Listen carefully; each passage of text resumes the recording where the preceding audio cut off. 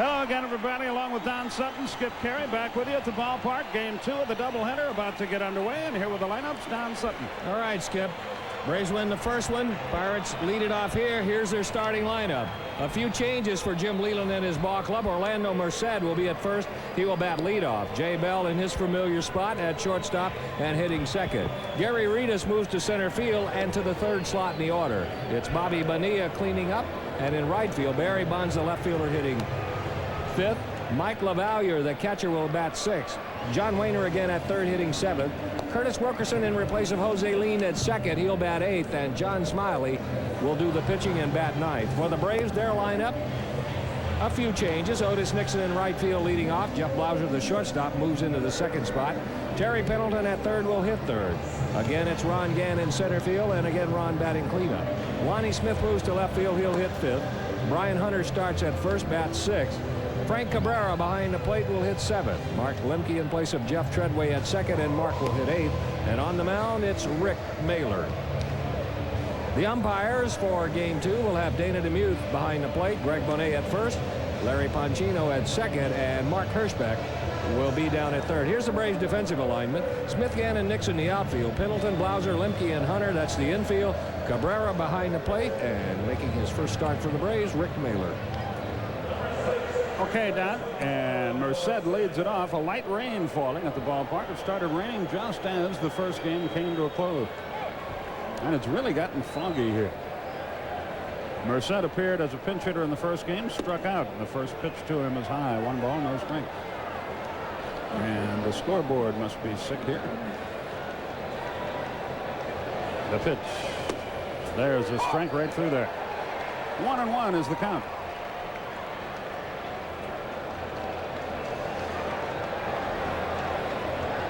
Mahler again into the motion. Merced takes strike 2. A change over the outside corner. Rick Mahler could really use a good outing. He's down a little bit.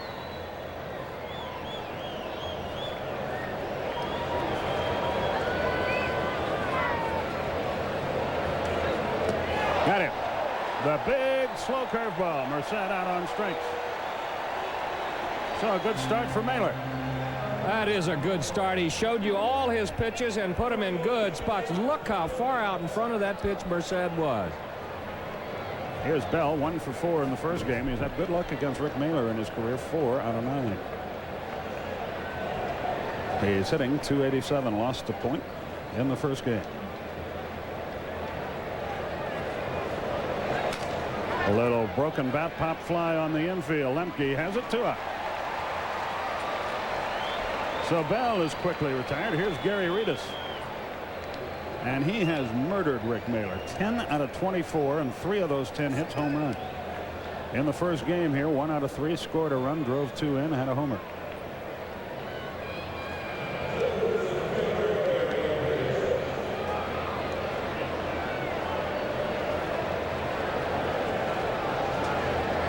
Reedus about to stand in there.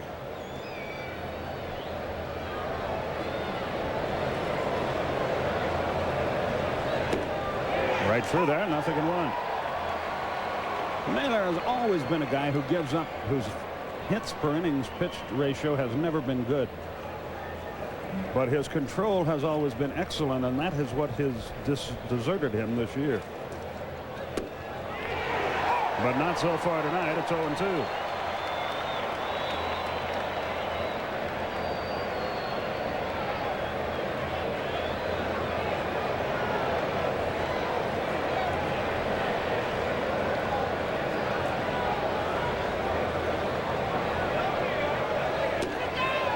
Just missed the outside corner.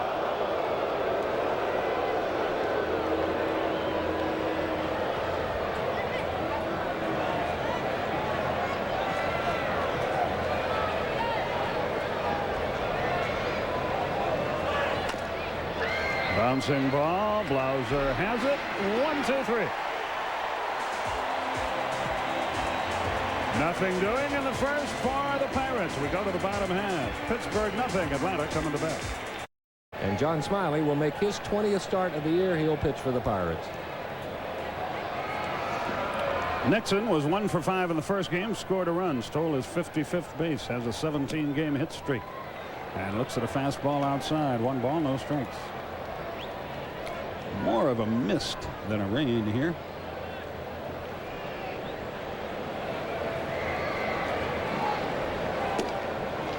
Downstairs, 2-0. Nobody on, nobody out. Bottom half of the first. First game went to Atlanta 7-5. Marvin Freeman saved it for Tom Glavine. Olson and Hunter homered for the good guys. 3-0 the count to Nixon.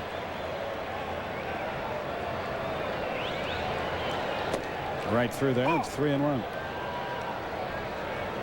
Smiley 6'4", 195-pounder out of Phoenixville, Pennsylvania.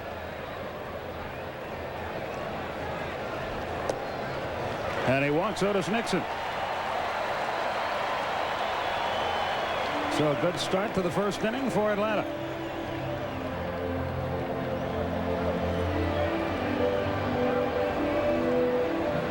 And Jeff Blauser the batter. He took the first game off. He's hitting .263, 7 homers, 39 runs driven in. They play him straight away in the outfield.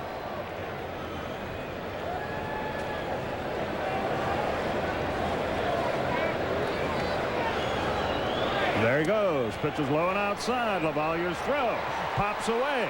Nixon locates it now. Let's see if he's all right. I think that either the ball or the guy covering the bag need him in the back, but he's all right. And he steals number 56. 2 out of 3 tonight. Well, he told us he knows the pitchers well. He got a good read on Smiley, a good jump. And Lavalier, an absolutely terrible throw, and it looked like the ball bounced up and hit Nixon.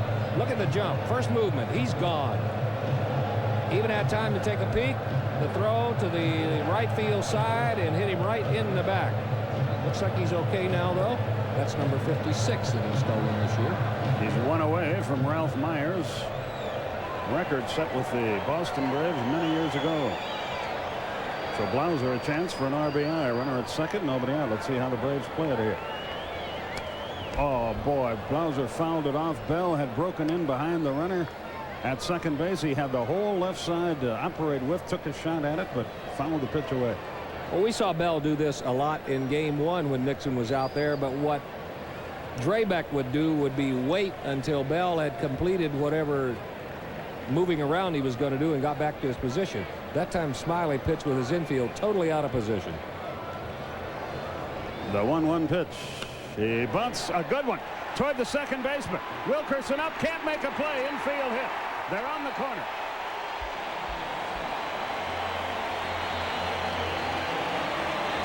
And the Braves are up and at him again. First and third, nobody out. Isn't it amazing when a club is having a good year how you see guys doing unselfish things, just trying to move the runners along, and often coming away with base hits for themselves. We've seen Pendleton do it, and now we see Blauser do it on what would have been a sacrifice bunt. Terry Pendleton, 2 out of 3 in the first game, scored 2, drove 1 home. He's now at 341 with 12 homers and 51 runs driven in. The infield is back for the Bucks. They're willing.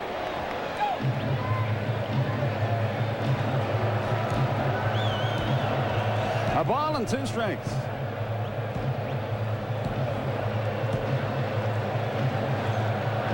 Same 2 teams tomorrow night at 7:40. Paul Miller will go against Steve Avery. Don's got a lot of notes he's going to be passing along as we go along here.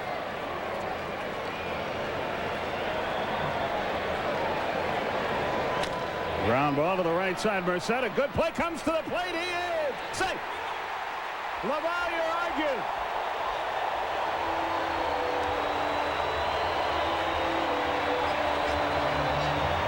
Runners at first and second, a run in.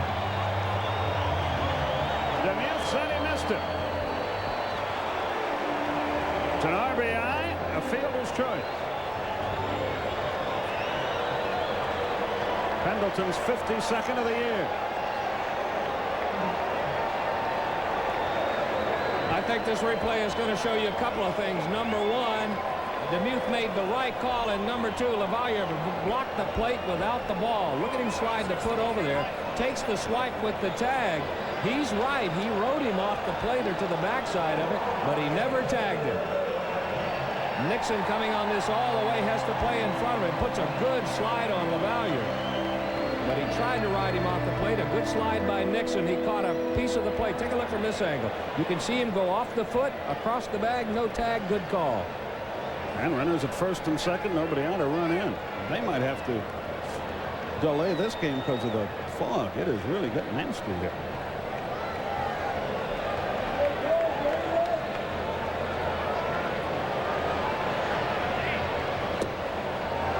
Breaking ball is downstairs.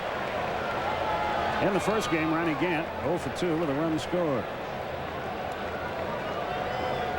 He's hitting .261 on the year.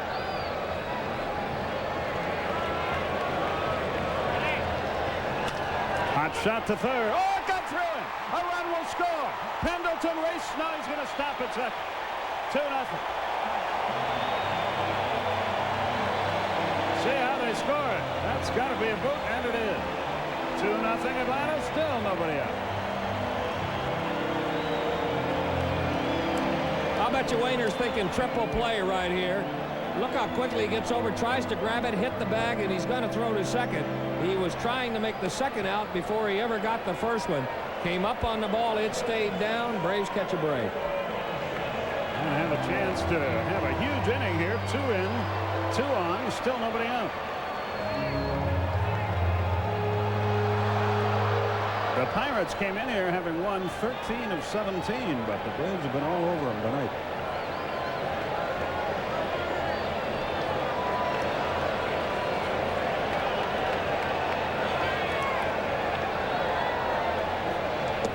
Lonnie had a good cut and miss. Smith hitting .262, 5 homers, 29 RBI.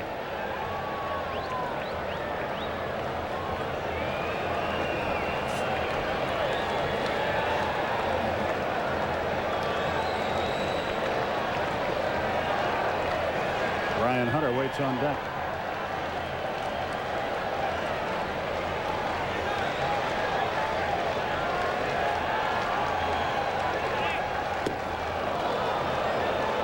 The count to Lonnie.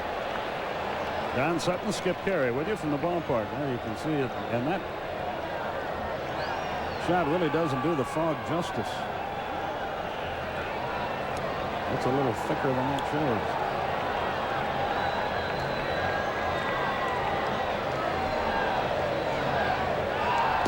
Into the dirt. Good play, LaValliere. A ball and 2 strikes.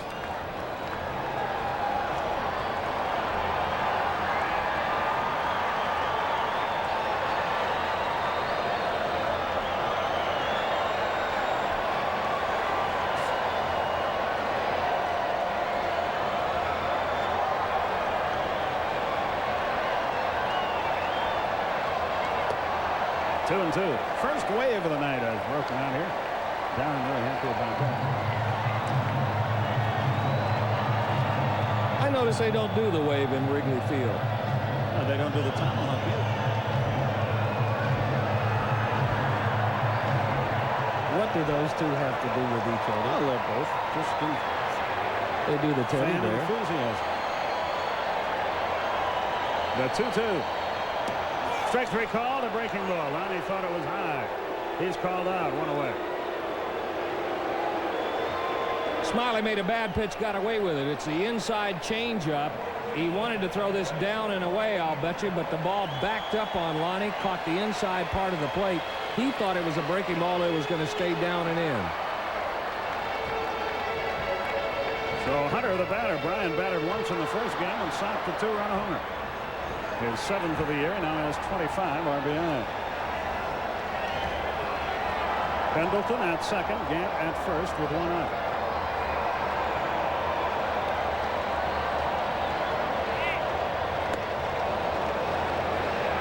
All of a sudden, people are swinging and missing at Smiley. 0-1. Fans are here from Rocky Mount, North Carolina tonight, from Baxley, Georgia, Kingsport, Tennessee, Shelby, Michigan.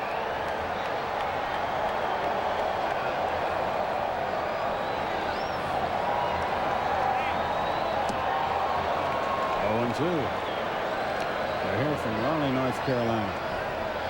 Boone, North Carolina. Pulaski, Virginia.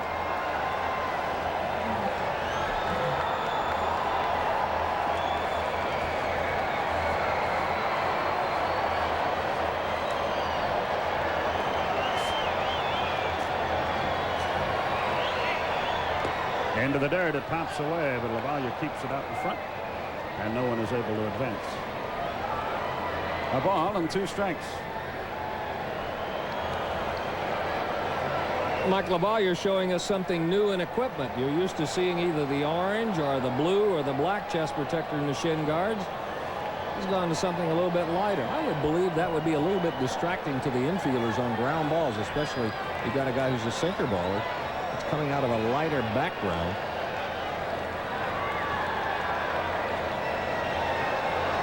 Could be.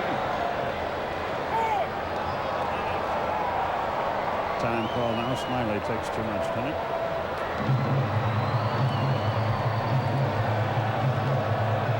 Now see, you'll do the tomahawk. You don't get upset. Right? That's encouraging the team to score. The wave is fighting boredom. 1-2 pitch. Pop foul back this way and out of play. Still 1-2. But since fans pay hard-earned money to come to the ballpark, there you go. They should be able to do whatever they want to do, even if it distracts the people around them who want to watch a game. Within reason. A ball and 2 strikes. And we stretched that boundary when we invented the wave. Wainer gets another chance. Steps on the bag. Throws across. Got him. Double play. Inning over. Wainer made a good play there. Got to the bag and unloaded just in time to get Hunter. But the Braves scored 2 times. Bobby Bonilla leads off the 2nd inning for the Pirates. Rick Mahler has a 2-0 lead. Bonilla 0 for 4 in the first game. Still, he's hitting .302 on the year. And Mahler delivers and he fouls it away. It's 0-1. Bonilla lifetime 6 out of 18 against Mahler, .333 average. He has hit a home run against Rick. 6 and 9 lifetime against Pittsburgh. The 0-1 foul away again. They're not getting around on his fastball. It's 0-2. And when you never know what's going to happen, but this is really about the first time that Rick Mahler has pitched for the Braves this year when he has been consistently ahead in the count.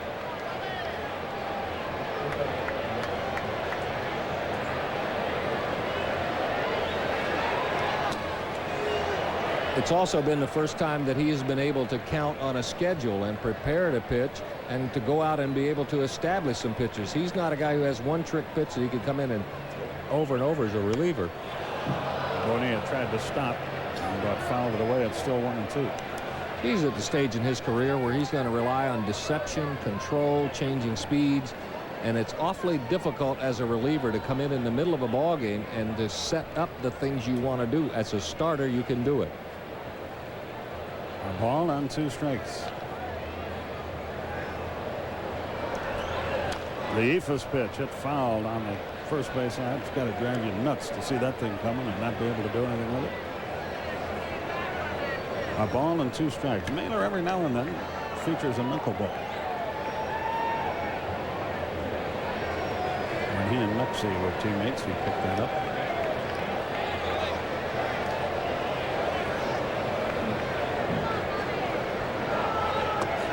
Just missed inside. 2 balls, 2 strikes.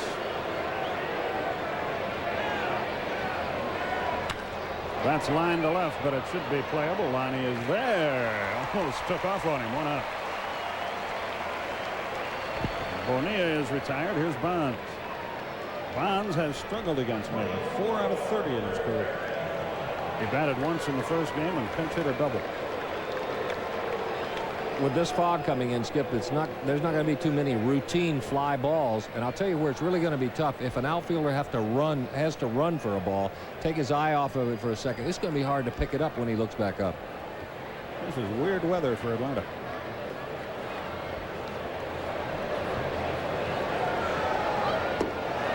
Off-speed breaking ball, 0-1. This guy has as much talent as anybody, I guess, in baseball. Barry Bonds. Just missed inside. A ball and a strike.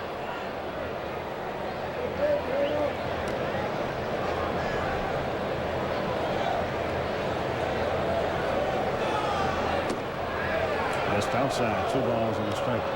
He does not have a great throwing arm, but he's got everything else. He can hit with power, he can run, he's an outstanding defensive outfielder. The 2-1. Fouled away. It's 2-2. And the one thing you mentioned, the throwing arm, that's the reason he's a left fielder and not a center fielder. He has the speed, the instincts, the ability to play center field, but is just a little bit short in the arm. 2 balls, 2 strikes. Upstairs, he's run it full now. 3-2. 2-0 Atlanta, our score. We're in the second.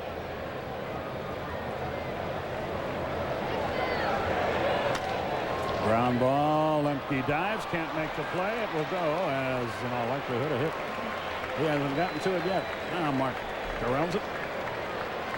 So an infield hit for Bonds, and he's aboard with 1 out. Lemke gets to this ball, gets a chance, dives, knocks it down, but it looked like his throwing hand got in front of his glove. Chances are if he's able to catch that in his glove, he can make the play. Mike LaValliere is the batter.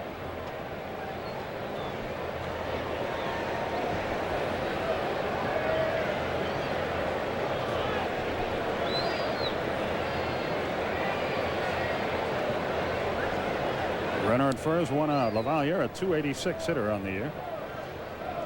5 out of 23 against Mailer in his career. One of those hits a homer.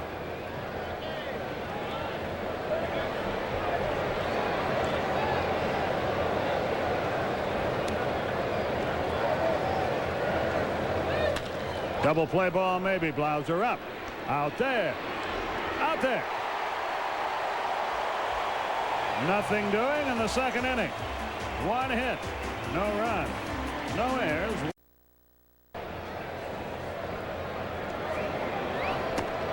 Fast strike right in there. 0-1.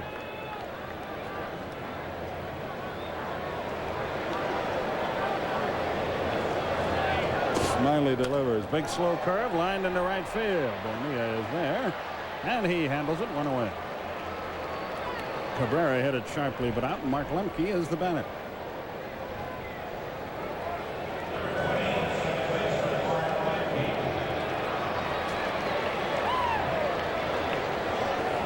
Lemke at .223, no homers, 12 runs driven in.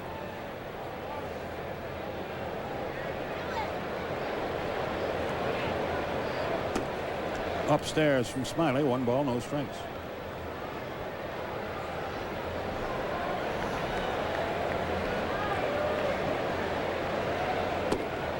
Good live fastball right through there. The Braves got their 2 runs with only 1 hit.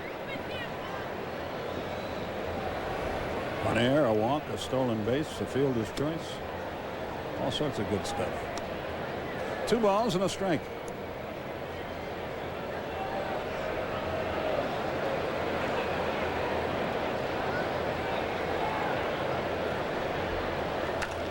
High pop foul down the right side, twisting out of play.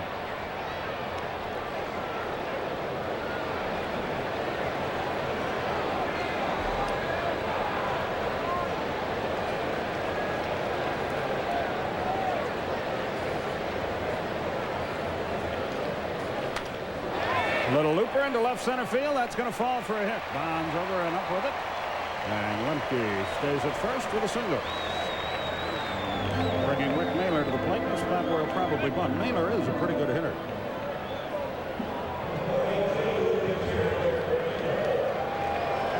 I've used the line on him for years. He has deceptive speed. He's slower than he looks. That fits the bill with Rick.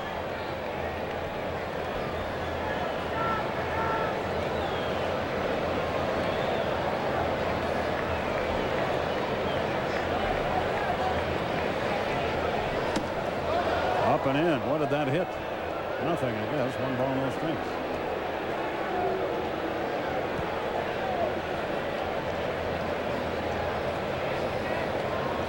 He shows you some pretty good bunting form there, too. Gets the bat out front, but doesn't square around and commit himself. There are a couple of schools of thought. One, couple of organizations teach go ahead and square all the way around.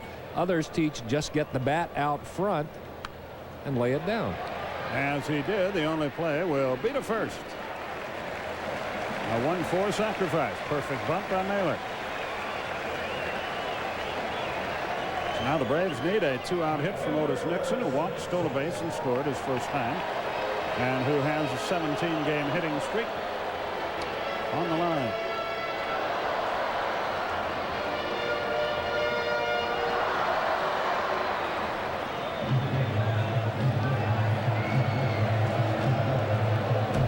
Now you won't even do the timeout. I worry about you. I really do. Runner at second, 2 down.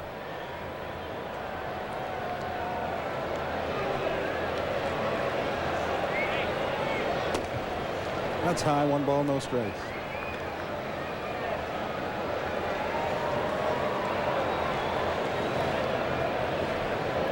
Who will you have to harass you when I go to football? You know you'll miss me. The 1-0 pitch. Just missed the inside corner. 2-0. Jump in here anytime you want. Now you're doing a pretty good job of sawing your own limb off. Why should I come in? I certainly am, Ollie. The stretch. Inside, I guess, 3-0. Smiley looks in and says, what was wrong with that? Jeff Blauser would be next.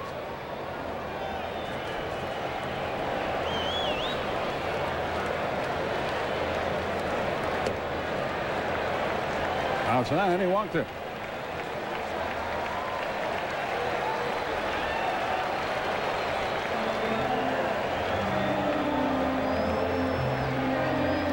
So 2 are on with 2 out.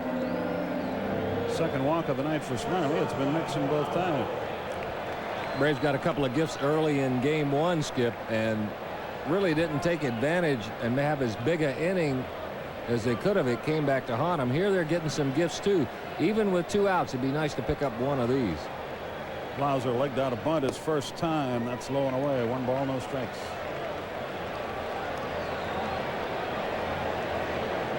Boy, you got 2 totally different strike zones with these 2 home plate umpires. Boy, don't you? The first one was definitely a pitcher's strike zone, but Dana DeMuth, a little bit more of a hitter's umpire.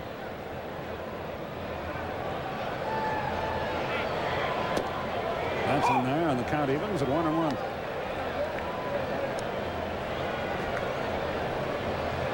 Terry Pendleton would be next, but there are 2 out in the inning.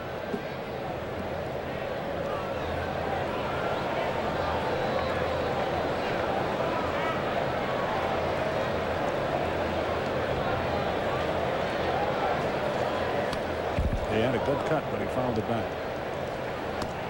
Dan Blauser is in the hole, 1-2.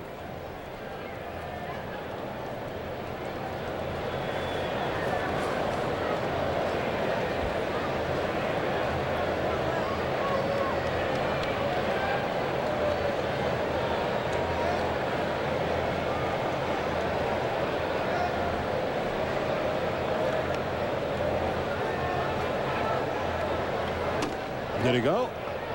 No.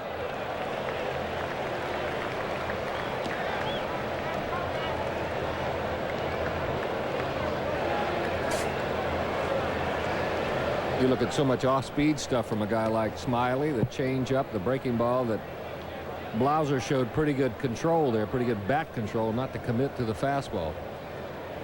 2 balls, 2 strikes.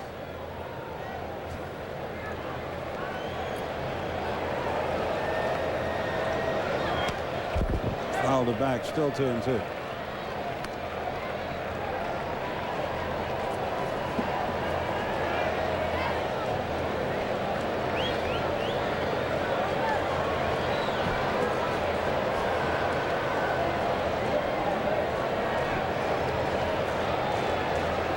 The runners lead.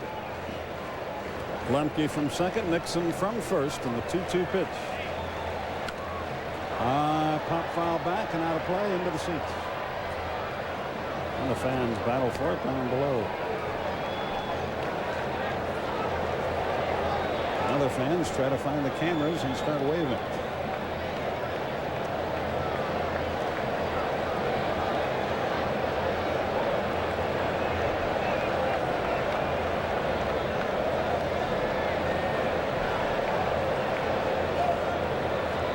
The right-hand hitter waits.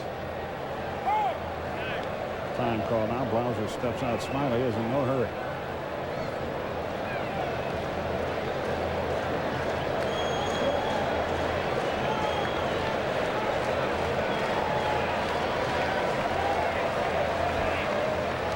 Into the dirt, full count. Runners will go with the 3-2 pitch.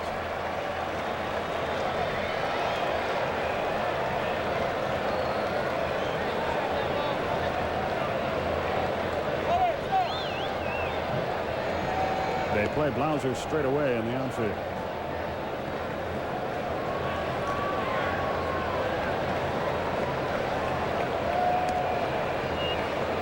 We're watching a couple of Pirate pitchers who are having complete turnarounds in their style of pitching. Smiley is a guy who almost always is ahead in the count. He's only walked 24 and right at 120 innings. Drabek much the same mold, but both early in their ball games are having trouble staying ahead in the count, having trouble finishing off the hitters. The payoff pitch to Blauser will eventually be made here. They walked in there loaded for Pendleton. That's his third walk of the ball game.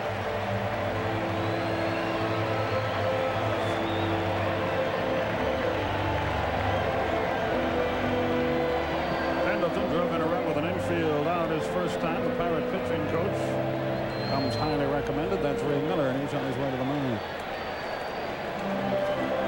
And one of the things that he stressed when he came over to the Pirates, the first soapbox he got on was pitch quickly, throw the ball in the strike zone. It'll make your infielders better. It'll make your outfielders better. Immediately, the Pirate pitching staff, the numbers got better and it turned around. But he has to be very frustrated watching his two aces pitch this way tonight. Leo Mazzoni has done the same thing with the Braves staff, which for the last couple of years led the leagues in walks. Well, what people think, if you watch guys who pitch behind the count, it looks like you don't believe in your stuff. And if that's the case, you really shouldn't be out there. Or up here. Here's Pendleton. Pop fly on the infield. He had a good pitch to hit. Who wants it? Everybody is gathering. It will be Bell who makes the catch. And the inning is over. So the Braves threaten but fail to score and leave three batters. And at the end of 2 innings, Atlanta leads 2-0.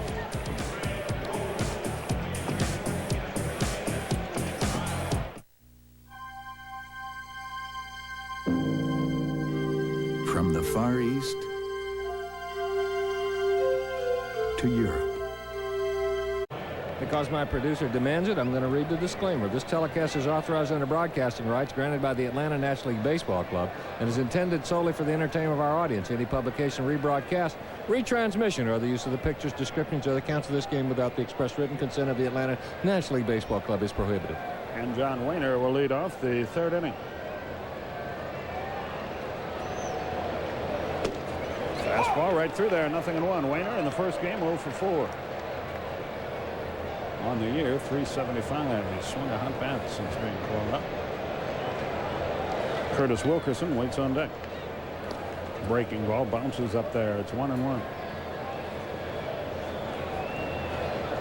Everybody talks about, or has talked for the last 2 or 3 years, about Frank Cabrera's weaknesses as a catcher.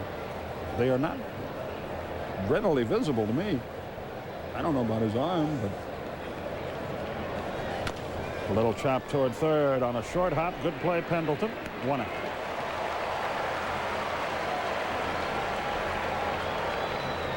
Pendleton had to make a choice here. Should I keep coming and take the short hop or lay back and let the ball play me? He chose the short hop, came up with it, made the nice throw to Hunter. 1 gone. Wilkerson, the batter, he was 0 for 1 in the first game. I really think that sometimes we get caught up with having people who really are not in the middle of it evaluate catchers. If you want to know what a catcher's like, ask the guy who throws to him. 0-1 is the count, and all Avery did was rave About him. Said he did a great job of framing the strike zone. He said I only shook him off maybe once and then wished I hadn't done that. But the pitchers think that he'll do a good job, and that should be the only thing that counts.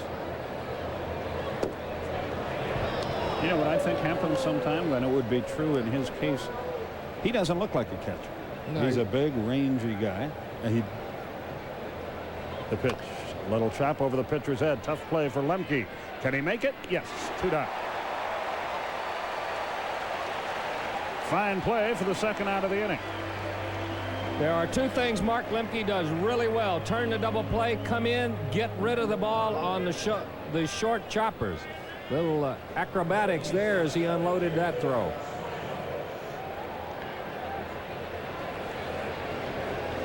John Smiley, the batter, hitting 150 on the year.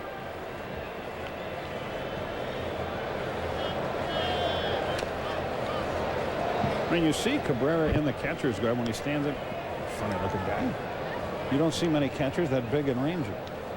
Carlton Fisk, sort of like that in his younger days. And the Alomar brother, who is catching with Cleveland, is cut out of that mold.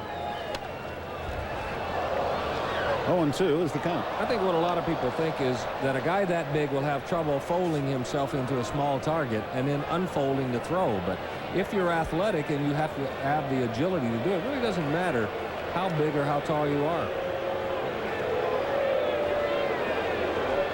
Curve, strike 3. See you later. Inning over. Strikeout number 2 for Mailer. No hits, no runs, no errors, none left. He's faced the minimum, though he's given a hit. We go to the bottom of the 3rd. Atlanta leads it 2-0. Ball from the assembled throng by Braves security. And Ronnie Gant leads off the bottom half of the 3rd inning.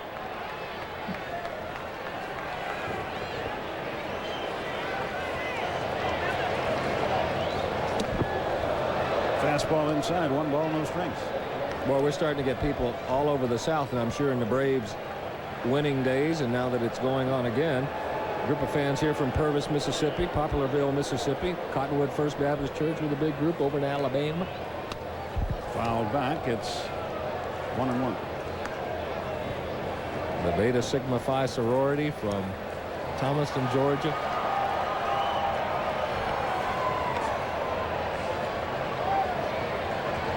Ball and a strike on Gant.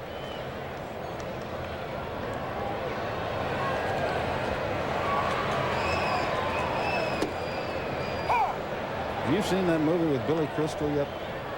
No, I haven't. Really City funny. Slickers or something like Yeah, that? you ought to go see that. You'd really enjoy that. Apparently there's some really good lines in it, huh? Yes, there are. 1-2 is the count. Got him with the curveball. Gant is out on strikes. That's the first one here in the 3rd. They're showing Gant nothing but breaking balls. Drabek got him on some good ones. That's Smiley's best pitch of the night. Good spot for it. Good change of speeds and a good break on the curveball.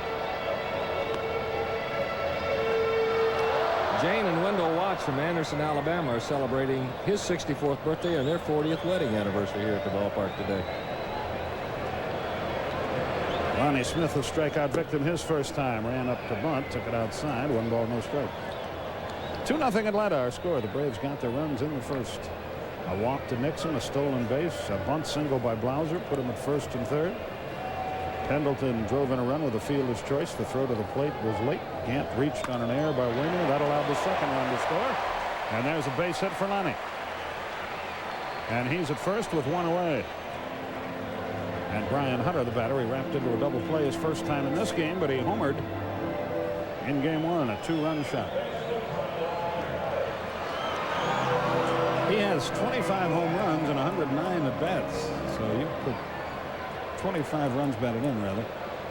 You project that over a season, you're talking about 125, 130 RBI. It may present the Braves with an interesting situation here. You have Sid Bream signed to a multi-year contract. You have Brian Hunter coming up. Ryan Klesko, first baseman, may be the best prospect in the Braves organization, so a collection of first basemen there. Some think he's the best prospect in all of baseball, Mr. Klesko. Pete and I were talking about him earlier, about how he's just 19 years old, and the Braves very wisely have kept him at Greenville. He hit a home run again last night. You hear the words "can't miss prospect" about him, but there is no such thing. 0-2. That was a good pitch. A fastball had him all tied up inside. Because great prospects have missed in every organization. You think in our case, remember Brad Cummins? He had that label, and it just never happened for Brad. Throw to first, runner back. Another beach ball has been confiscated. Well, listen, we haven't gotten your views yet on beach balls. What do you think about that? 0-2 the count. They fit right in with the wave.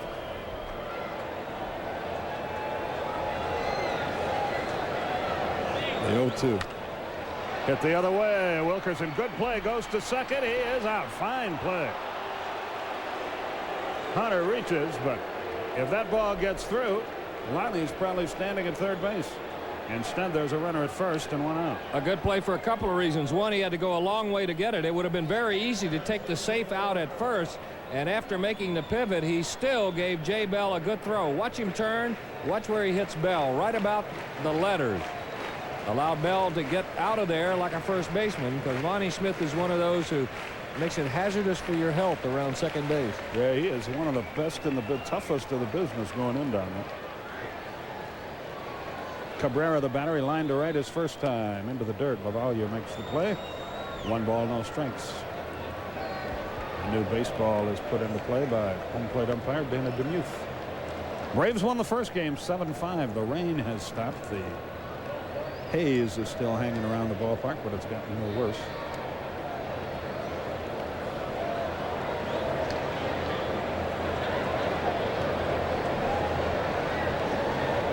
The 1-0 pitch. Here it is. Foul to the screen. It evens it up at 1-1. Paul Miller against Steve Avery tomorrow night. We'll have it for you at 7:35 Eastern. Rick Reed against John Smoltz on Wednesday. Ernie Johnson, Chip Carey will have it for you on Sports South on Wednesday night.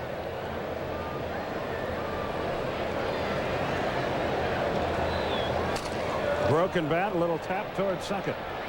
The throw is to first, and the inning is over. So nothing doing in the third for Atlanta. 1 hit, no runs, no errors, 1 left. We've played 3 in game 2, and the Braves lead 2-0.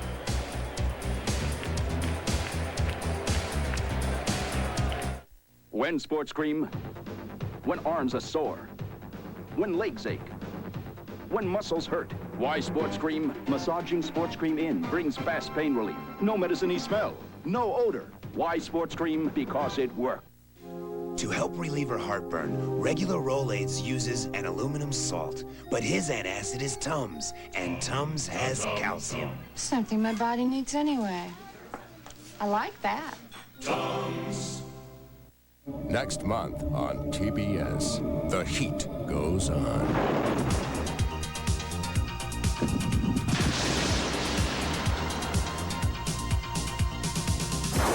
I'm telling you, there was a presence in that house. What do you want from us? Everything you see, you phone in to Art. Don't take unnecessary risks. Get in, do your thing, get out. Hold it right there! You're out of your depth. You're into something that's way over your head. You want to quit, Ethan? That'll be the day.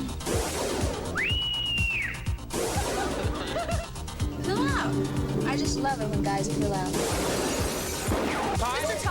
There's a new marshal in town. Summer isn't over yet. The movies in August on TBS. The heat goes on. We go to the 4th inning. Braves on top 2-0. Rick Mailer has faced the minimum, though he's given up a hit. In the top of the order, we'll come to the plate. Orlando Merced will lead it off in the 4th, and with the play-by-play story, here once again, Don Sutton. All right, Skip. Rick Mailer has sailed along very nicely for the Braves. He has only allowed 1 base runner. Bonds got a single, but he was wiped out as LaValliere grounded into a double play. And I'm sure Bobby Cox, Leo Mazzoni thinking if we can get 5 or 6 out of Rick, what a good outing it'll be. The top of the order in Merced. He was a strikeout victim. Ball 1 misses low. Mailer a fastball, 4 or 5 different curveballs, a changeup, and a changeup on a changeup. That's low. It's 2-0. Bell and Reedus due up next.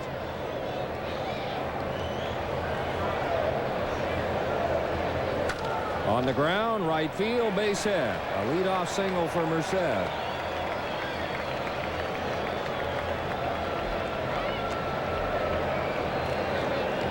That'll bring up Jay Bell representing the tying run. Only the second hit of the night for the Pirates. The Braves have 3. Braves have squandered a couple of scoring opportunities. They've had base runners in every inning, but have only been able to put 2 on the board. Bell came into the night at 288. He has now dropped to 286.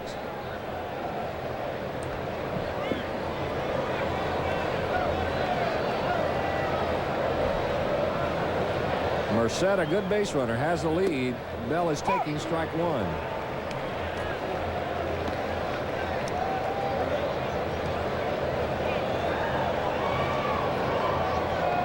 J. Stuart Bell out of Northwest Florida.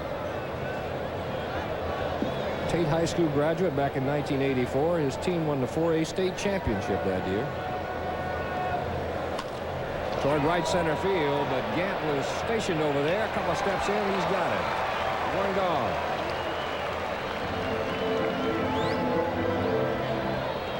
And Reedus is the batter. Reedus came into the night at 265. He was 1 for 3 in the first game, a solo homer. He is grounded to short his only time up here in game 2. In case you missed it, the Braves won the first one 7-5. Got on board early. The Pirates battled back, took the lead. Braves came from behind to win it. Not vintage Tom Glavine, but he did pick up his 14th win. Reedus comes up empty, strike 1. 14 wins for Glavine, puts him atop the list in the National League. Merced, the base runner, a leadoff single here in the 4th inning.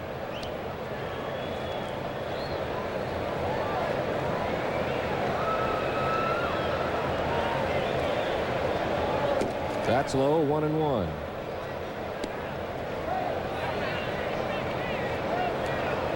Pirates, the best record in baseball, 60-36. Top their division. That's one of those automatic throws to first that Mailer was going to make regardless of where Merced was, because Merced was standing on the bag.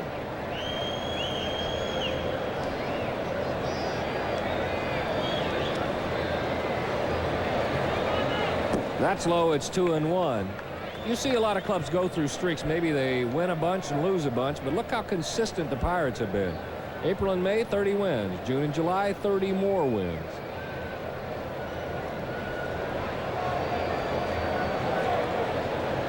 You figure 15 wins a month, that's 90 wins. That'll put you near the top. But throw to first again, and Merced only a step off.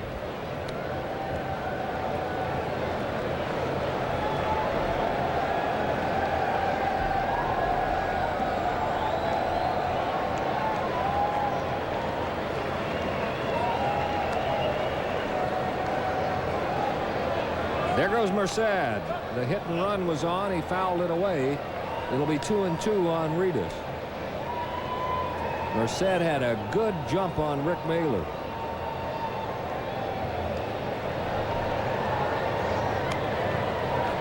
If you're thinking straight steal, not likely. Merced has only attempted 5. He's been successful in 3.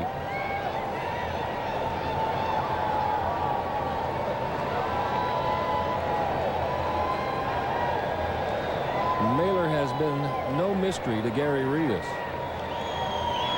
A home run every 7 at-bats. under the chin. That'll make it full at 3-2.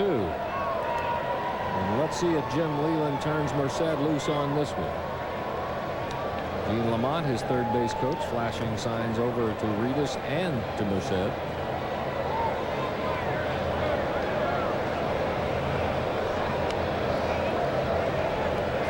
Merced is going. Fastball is high. That'll put him at first and second for Bobby Bonilla.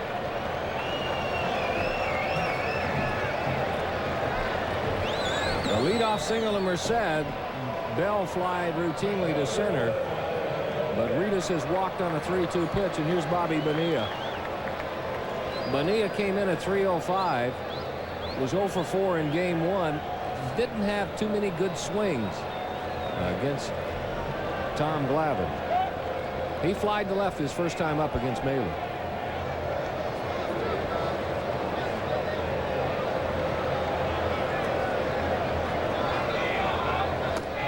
Outside with the fastball, it's 1-0. Bonilla 13 homers, 64 RBIs.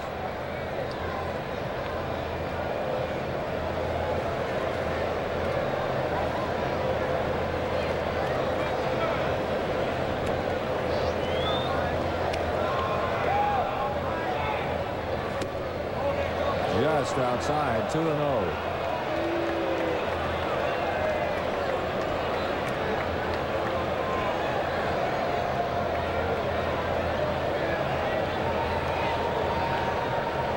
Not exactly what you want to do if you're facing the Pirates. That is, put runners in scoring position with Bonilla and Bonds coming up.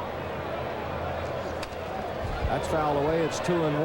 Bonilla at 363. If he happens to hit, we'll show you. Bonds even better.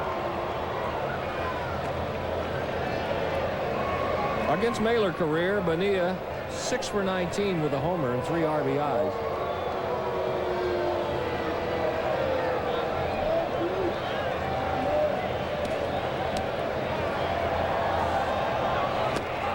Comes up empty. It's 2-2.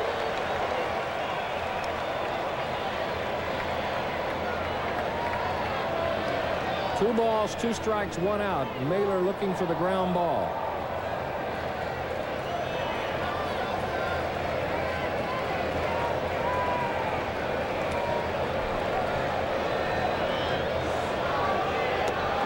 The Ephus pitch is high. It's 3-2. A couple of good base runners out there. So Jim Leyland might start him up. Bonilla's only struck out 38 times. Fly ball deep center. I don't know if the park's going to hold this one. Gant makes the catch. Gant comes out of there with that one. What a great catch. But he's hurt.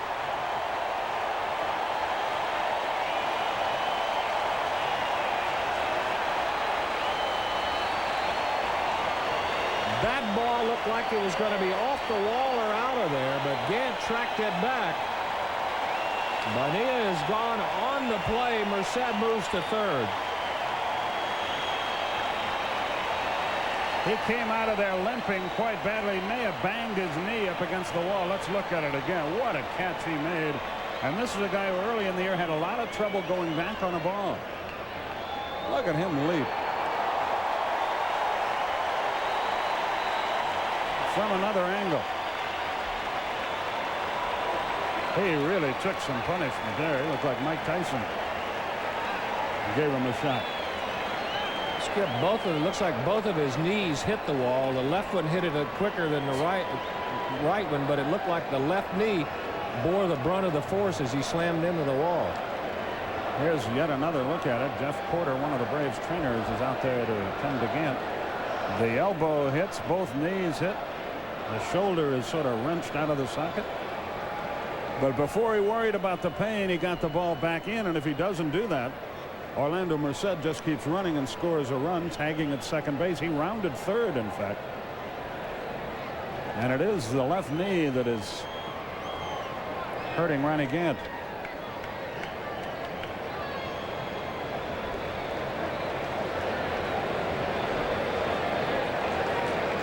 He's going to try to run it off. What scares you about this is even if he's okay today, you worry about tomorrow. He's going to stay in there. What a great play. It saved at least one. It may have saved more than one. If that ball gets by him, there's a chance Reedus with good speed would have scored too, and the Pirates would have had Bonilla at second base. A big play for Ron Gant. 2 gone. And Mailer still has to face Barry Bonds.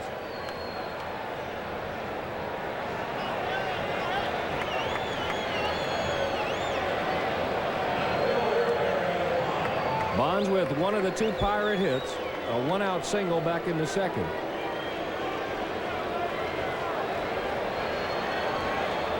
.293 is not bad, but .500 is unbelievable. That looks like a misprint.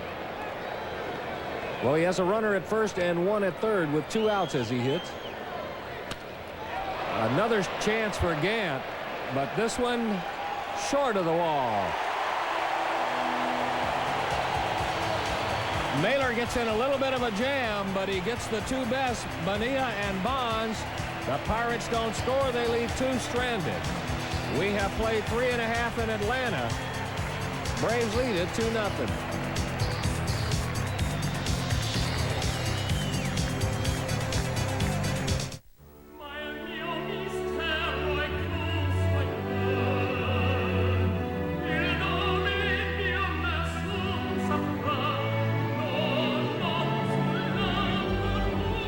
There's a level of service with which you're already quite familiar. Only now you can enjoy it at 35,000 feet. Delta's person-to-person service to over 270 cities worldwide. At Delta, we love to fly, and it shows. Why are beers that go down lightly watered down so heavily? Why? Ask why. Turn off the water and turn Bud Dry. Its smooth draft taste is dry brewed, not watered down. To drink light, yet satisfy completely. So why get soaked when you can drink Bud Dry?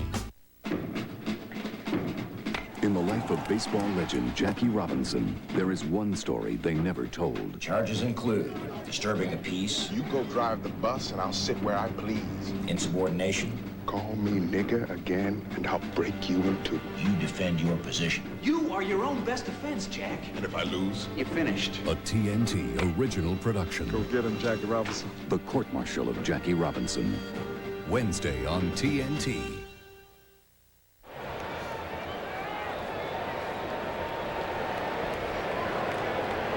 This was the end of last inning when Gant came off, and if you see one person there you might not expect to have seen in the picture, it was Rick Mailer. Stood there and waited till his center fielder came all the way in.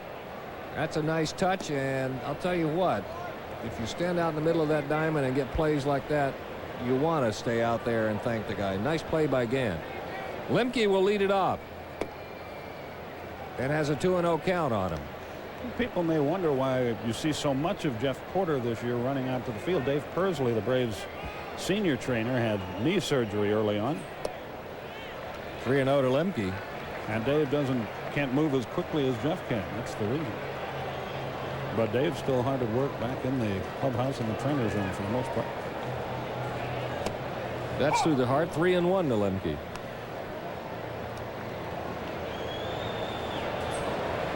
Mark a single his first time up. The chopper to Wainer. To Merced. That'll take care of Lemke.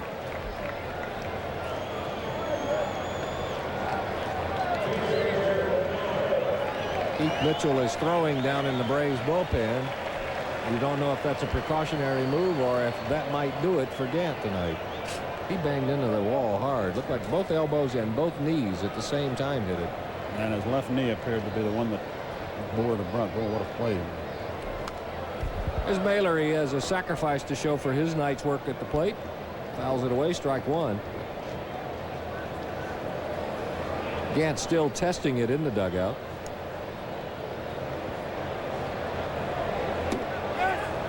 Went around. It's 0-2.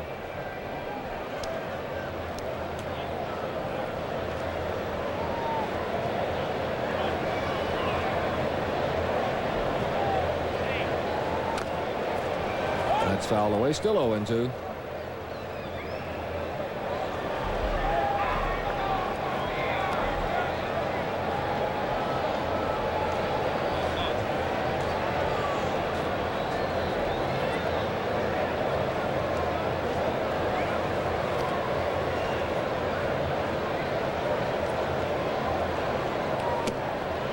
Lays off this one. It's a ball and 2 strikes to Rick Mahler. 2 out of 12 this year.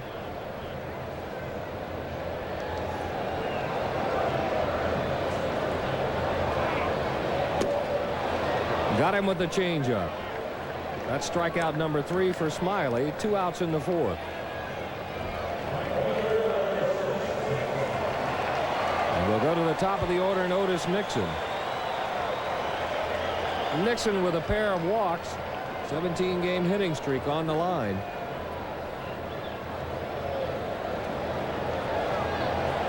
This is one of the few times during this hitting streak I can remember Nixon not getting a hit either the first or the second time up. Tries to bunt. This is it. Strike 1. Otis led off the game with a walk. Blauser followed with a single. Braves eventually scored them both. All the scoring for the night. 2-0 Braves.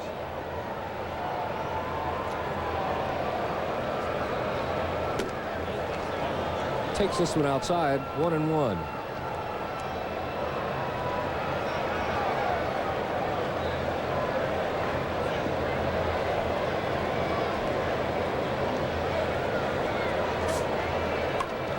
Pushes it to Wilkerson. Can he make the play? Yes, he did. That's a good bunt by Nixon. That's a good play by Wilkerson. He was cheating in a couple of steps. Had to unload it underhand in a hurry. We'll take another look at it as we go out. That's the 3rd out. That'll take care of the Braves in the 4th. They go 1-2-3. We've completed 4. Braves lead at 2-0.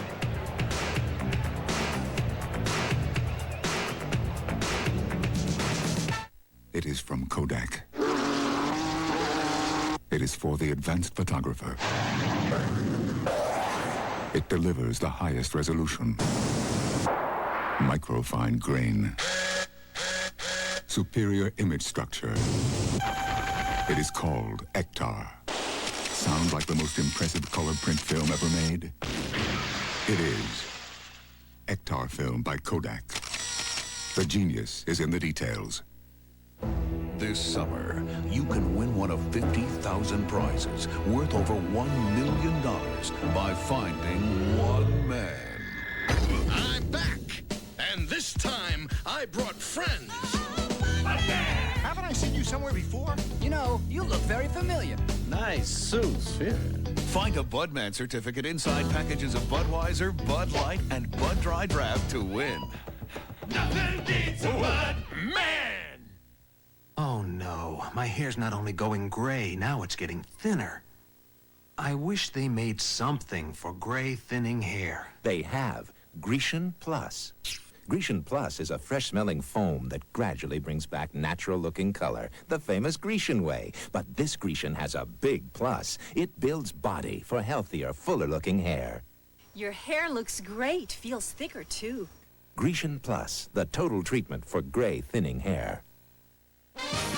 Atlanta Braves baseball, brought to you by Ektar Film from Kodak. For advanced photographers, the genius is in the details.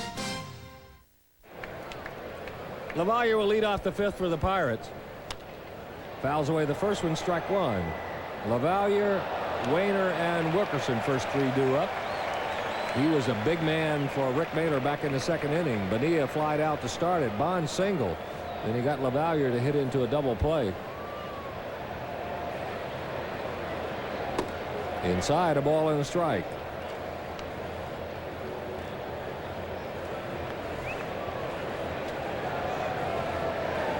Pirates have grounded into 69 double plays. When you look at the numbers, that's not that surprising. The surprising thing is with the team of Bell and Lean out there, they have only turned 49 double plays. Strike 2. 2 balls and 2 strikes.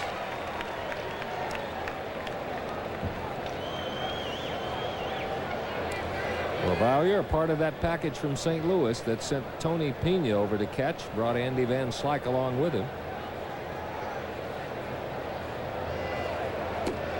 That's high. It's 3-2. This is a big inning for Rick Mahler. It would give him a chance to get a win. It would also, getting through this inning, would allow Bobby Cox not to have to get so deep into his bullpen. That's to left field, but Lonnie is right there. One gone.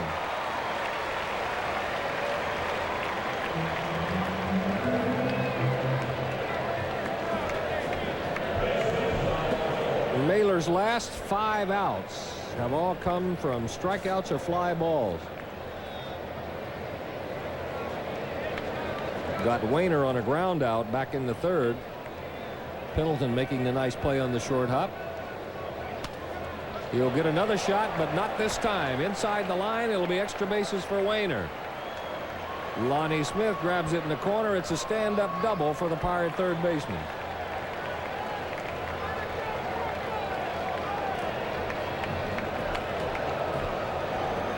Terry had him played off the bag, and he hit it right over the bag. Nothing Pendleton could do except hope it would hit the bag and deflect to it. Neither of those things. The one-out double puts Wainer at second. It'll bring up Curtis Wilkerson. He grounded to second his first time up. Started tonight at 202. He was 0 for 1 in game 1. Now just below the Mendoza line. That's fouled away. Strike 1. Mario Mendoza wound up being a hitting instructor. He might be a pretty good one. I mean, just because you weren't a successful hitter. I was just looking at that article in Baseball America. Incidentally, that's a good publication. It's interesting how that started. To left field, that's going to be trouble. It's going to be a fair ball. It's going to be extra bases. Wainer will score. Wilkerson will stroll into second. Back-to-back doubles have gotten the Pirates on the board. The tying run is at second.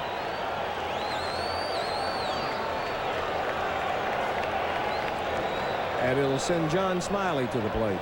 A looping line drive, but hitting a perfect spot. Rick didn't get the ball down as much as he wanted to, and it's just inside the line.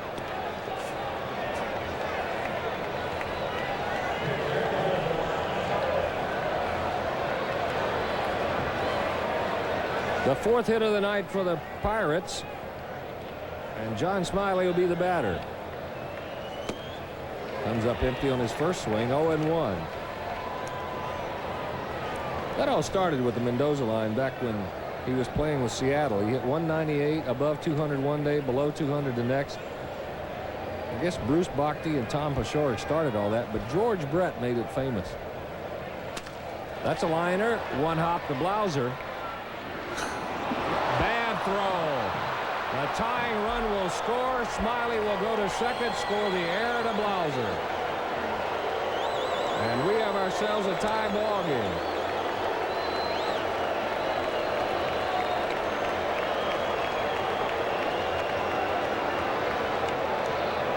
I guess that ball slipped on him, but this is just an unbelievably bad throw. Look at it. That's almost like a knuckleball. Hunter did everything. Look how far off the bag he came. Blauser hasn't made many, but there's a boot for sure. You see a lot of infielders pound the glove with the ball. It looked like when he pounded the glove that time, it caught it out on the end of his finger. Petrie throws down in the Braves bullpen, and Merced will hit with Smiley at second. Merced will strike out a single, and Leo Mazzoni is going to quickly take a little trip to the mound and probably try to buy some time here. Boy, you called it early. I don't know if we were on the air or we were talking between innings, but you said, well, the Braves left 4 on in the first 2. Those look bigger now, don't they? Getting a chance to score early and not doing it against one of the best pitchers is very important when you're running one of your first 2 or 3 starters out there. But when you're pressing a guy into service, he needs all the help he can get to get through those early innings. The Braves have stranded 4 in the first 2 innings. Now Mahler pitching in a tie ball game.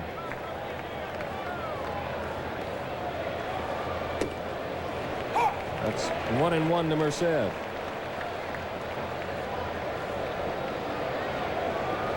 Skip Carey, Don Sutton with you from Atlanta Fulton County Stadium. Game 2 of the doubleheader. Braves won the first one 7-5.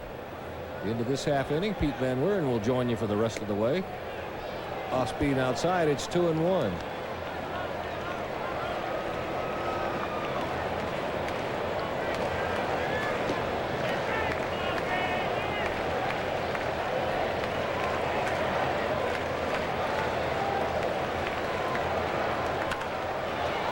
Fouled out of play. That'll even it at 2 balls and 2 strikes to Merced.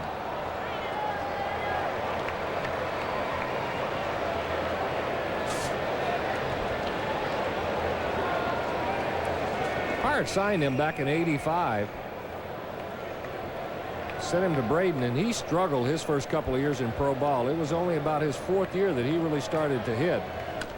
On the ground, Hunter will boot it, field it, flip to Mailer. They'll get Merced. Smiley moves to third.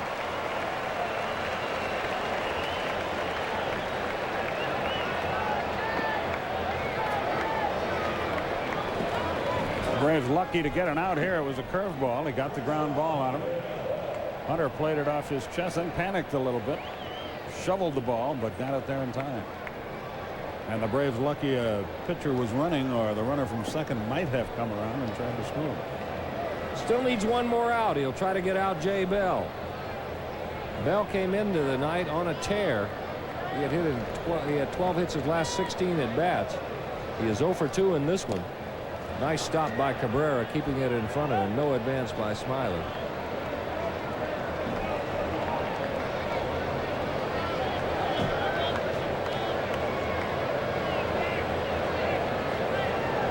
Bell 1 for 4 in game 1.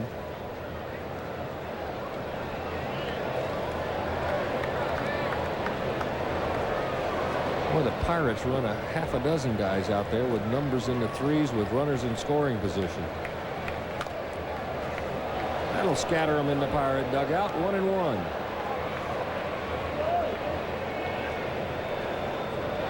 It's almost like they were expecting that. Bonilla and LaValliere sitting there with their gloves on. Either that or it's not much of a vote of confidence in Bell. That high, it's 2-1. They're thinking they're already preparing to go play defense. Yeah.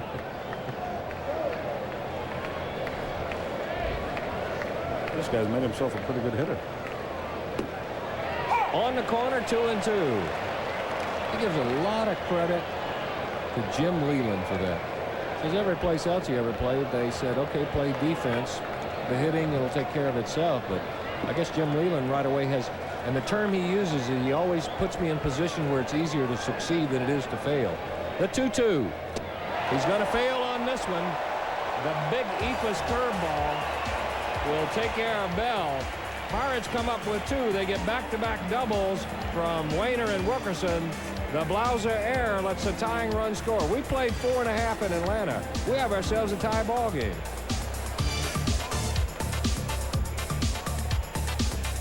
In these parts, you just never know who you'll run into.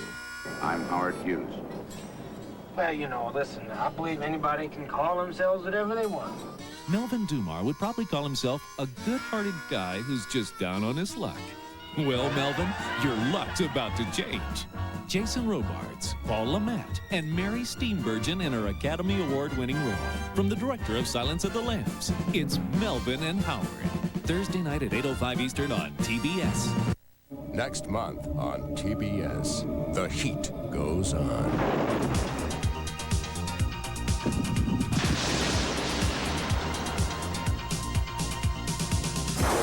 I'm telling you, there was a presence in that house. What do you want from us? Everything you see, you phone in to Art. Don't take unnecessary risks. Get in, do your thing, get out. Hold it right there! You're out of your depth. You're into something that's way over your head. You want to quit, Ethan? That'll be the day. Fill out. I just love it when guys fill out. There's a new marshal in town. summer isn't over yet. The movies in August on TBS. The heat goes on. Tom Glavine got the win in that first game. Marvin Freeman picked up his first save as a Brave. And in this one, we're knotted at 2 as we go to the bottom half of the 5th inning. Jeff Blauser will lead it off for Atlanta. Back again from radio after another long hike. Here's Pete Van Wieren. Only takes 7 seconds to get over from radio, Skip. Yeah. Thank you. It'll be Jeff Blauser, Terry Pendleton, and Ronnie Gant due up against John Smiley.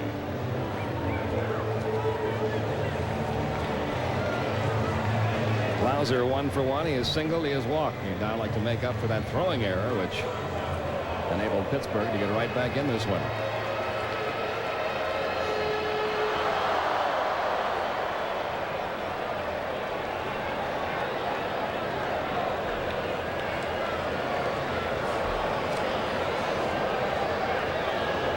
Smiley settling down after a rocky couple of innings to start this ball game. Ball's behind, a ball and no strikes on Blauser in the bottom of the 5th.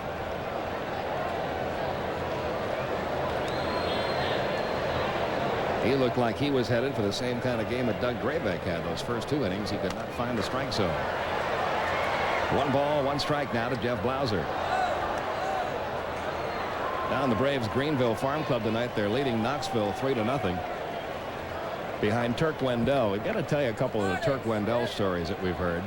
One of them got some national play. We talked about that last week when Skip mentioned it. That's the one about the licorice. He wants to look mean. He chews big gobs of licorice because he doesn't like chewing tobacco. But he's also concerned about his teeth, so he brushes his teeth between every inning. Right. That's just for starters on Turk Wendell. There is more, folks. Mark Fidrich move over when he gets here. There's a strike 2 and 2. Superstitions. He does not want to step on the foul line, so to make sure he doesn't, he jumps about 3.5 feet in the air over the foul line on his way to the mound and on his way back to the dugout. Swell. Full count 3 and 2. He thinks it's bad luck when a ball is fouled off by a hitter out of play to catch a ball directly from an umpire. So if the umpire behind the plate throws the ball out to him, he will just get out of the way, make one of his infielders pick the ball up, or else have the umpire hand the ball to the catcher. That's another Turk Wendell superstition. And there's more. Down to first goes Blauser with a leadoff walk. He thinks it's bad luck for the pitcher and the catcher both to be standing at the same time. So in this situation where Mike LaValliere is standing to get a new baseball from Dana DeMuth, Turk Wendell will squat out on the mound. And you know what? It works for him. He is the biggest winner on the Braves Double-A Farm Club at Greenville, but he is going to be some kind of character to watch when he gets to the major leagues. 4th walk issued by Smiley. Here's Terry Pendleton. Pendleton 0 for 2. He did get an RBI when he reached on a fielder's choice in the 1st inning. Had a good cut, fouled it back. I wonder what happens when a catcher walks out to the mound to talk to him. Must get very interesting. Must have to yell. Stay back. But we were reading an article about Turk just a couple days ago, and after all the publicity the licorice bit got, and I think it was Sports Illustrated had that, I wasn't aware of all the others.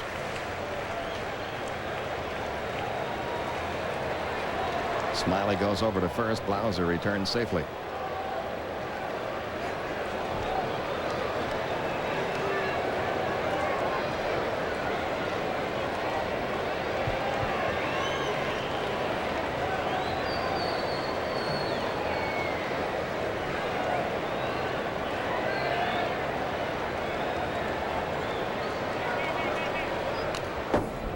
Pendleton swinging away again, files it back 0-2.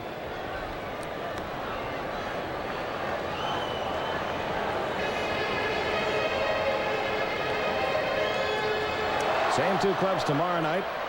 Game 3 of the series will have Steve Avery facing Paul Miller, who will be called up from AAA to pitch for the Pirates in that one. Bob Walk, who normally would start in that spot, on the disabled list now for the Pirates. Injured a leg running the bases.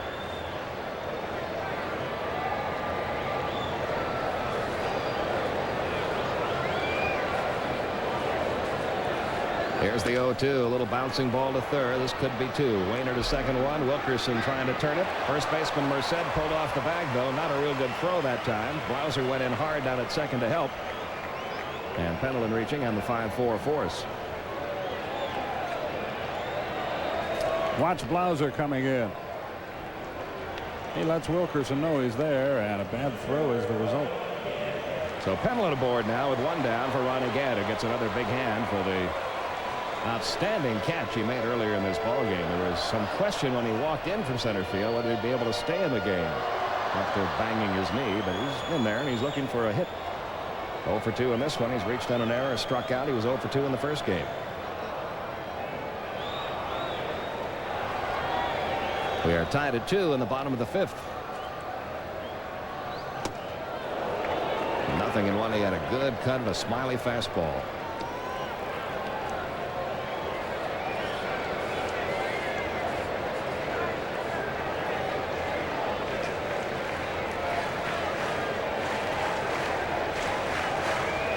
There's your runner at first, Terry Pendleton.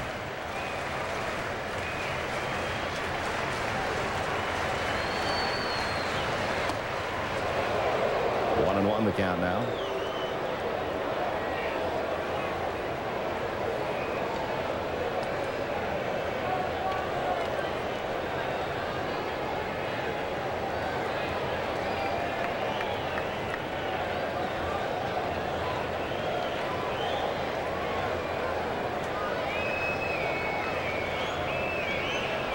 Now the 1-1 on the way. The breaking ball line into left field for a base hit. Ronnie Gadd. That's all he has to do to be able to handle that off-speed breaking ball on the outside part of the plate. If he just waits on the ball, his hand's quick enough to still drive it to left field. And that's exactly what he did. Hit it all with his upper torso. So the Braves setting the table first and second. This will get Ray Miller out again. No activity at the moment in the Pirate bullpen, but that could change shortly. Lonnie Smith will be the batter. He has struck out at a single. This is Leland coming out, not Miller.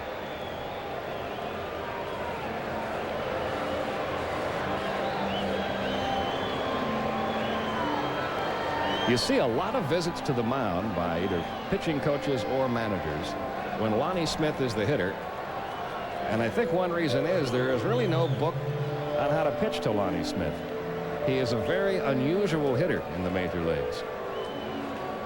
And even the results of pitches that you throw don't always turn out the way you think they're going to. You might throw a pitch inside to Lonnie Smith and hit it the opposite way to right field. You might throw a pitch down and away, he'll pull the ball, or he could go the opposite way with it too. And he really has no weakness. He's a good fastball hitter, always has been, but he also hits breaking stuff and off-speed stuff quite well. Now to play right side, 0-1.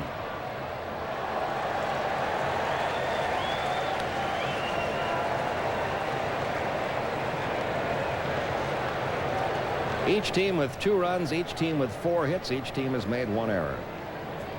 We're in the last of the 5th of game 2. Braves took the opener.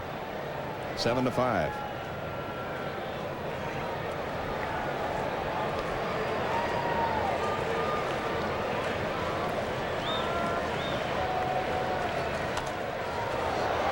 Now to play right side again, 0-2.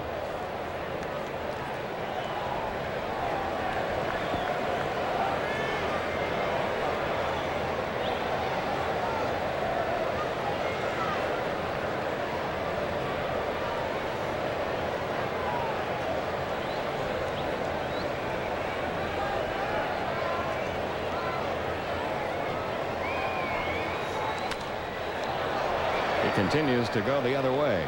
He's hit 3 of them over in that spot. Still 0-2 on Lonnie Smith.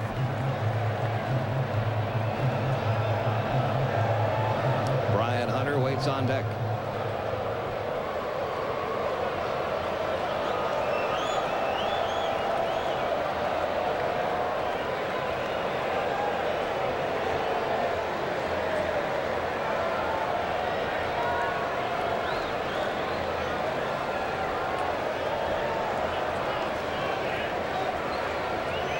Here's the 0-2 again to Lonnie. This one fouled away to the right. So Lonnie Smith has had 4 swings at John Smiley, and he's fouled 4 of them off. It remains 0-2. 1 man out. There are your runners. Gant at first, Pendleton down at second.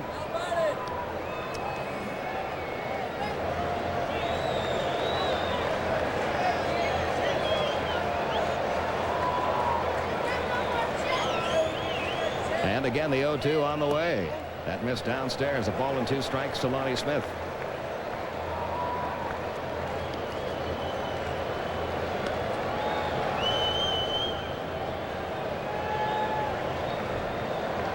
Lonnie currently at 264.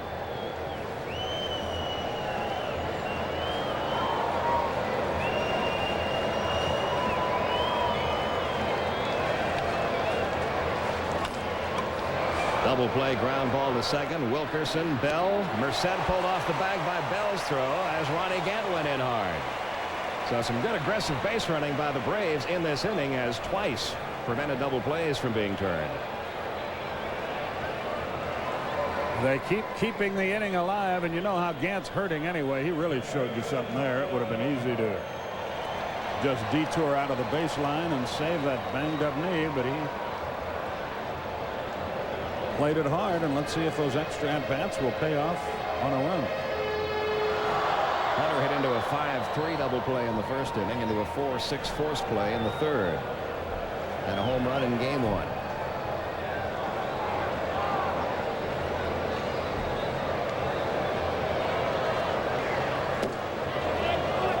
And Smiley out in front 0-1. The Braves know that Deion Sanders is leaving Thursday. They know that maybe by the end of this week they'll get a verdict on how long the suspension of Otis Nixon will be, and if indeed Ronnie Gant's 1-game suspension will be upheld. They hope to get Sid Bream at least back by the latter part of the week, and hopefully David Justice too, but Justice more of a day-to-day situation now than Bream. And when all these things happen, the value of a Brian Hunter is that if Sid Bream can come back and play first base, Hunter can play another position. A lot of young players with his amount of experience only have one position they can play, but Brian has spent about the last 2 years in the minor leagues playing exclusively in the outfield. And he might be needed out there later on this week when San Diego comes in. The 1-1. Ooh, he had a pitch to hit there. That was right in his zone. It's 1-2.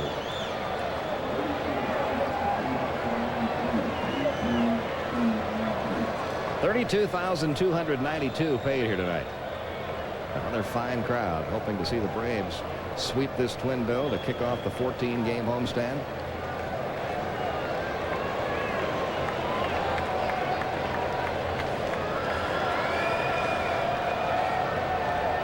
The 1-2 pitch. 2-2.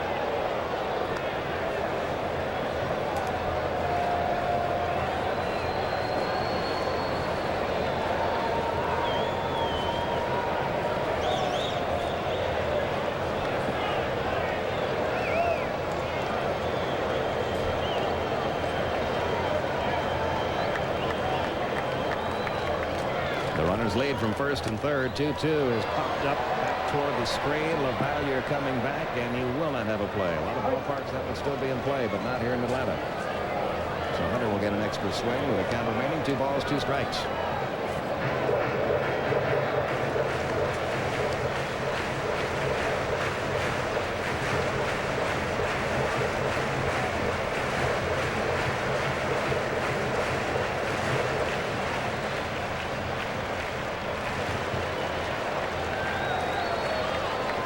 We get many letters asking what that little square on the back of the mound is. We just saw it used by Smiley to clean some of the dirt out from his cleats. Down the third base line, hits the bag, fair ball. Wainer fields, throws, no. Braves lead. Perry Pendleton scores as Brian Hunter drives in yet another run. His 26th RBI of the year.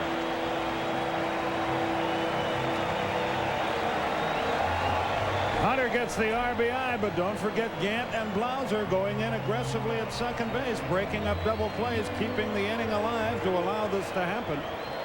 And really a break for the Pirates. If that ball's in the corner, maybe Lonnie Smith comes around to the score. So Atlanta takes a 3-2 lead. Runners first and second with 2 outs. And here's Cabrera, who is fly to right and grounded out to second.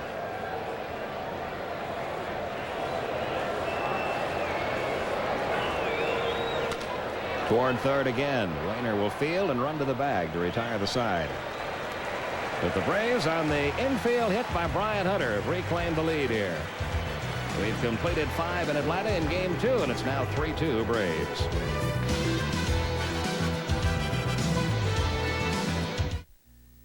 There's a difference when you're flying.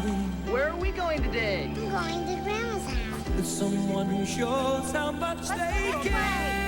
I'm not gonna go anywhere without you. A smile, a tone of voice, and the willingness to try. When you love to fly, it shows. Delta, we love to fly, and the feeling grows. That's my new friend.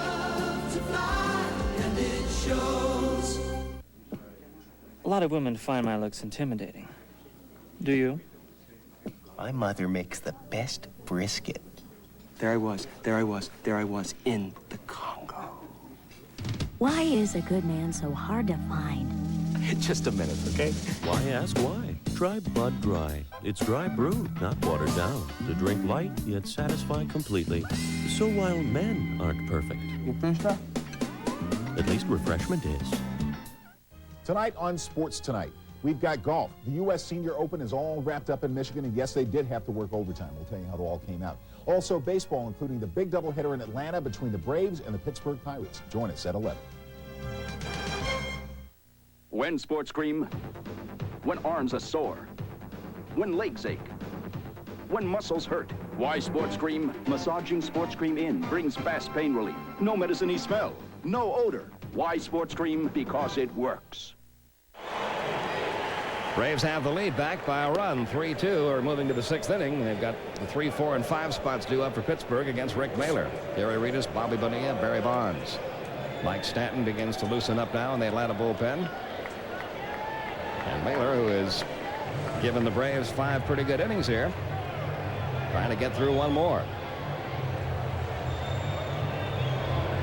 Reedus will start it off. Andy Van Slyke limited to pinch hit duties tonight. He's got a strained muscle lower back. So Reedus, who played first base in game 1, out in center field in game 2.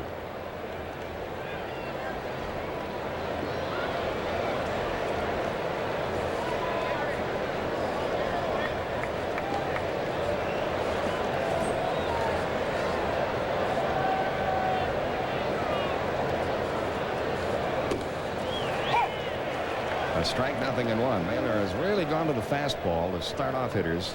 A lot more tonight than I think the Pirate hitters were expecting. Been very aggressive. Strike 2 called, 0-2. Almost everybody in this Pirate lineup has faced Rick Mailer quite a bit. And we've seen a lot of fastballs taken for strikes. They're up there looking for something off speed or looking for that breaking ball. And he's varied his routine on hitters, too.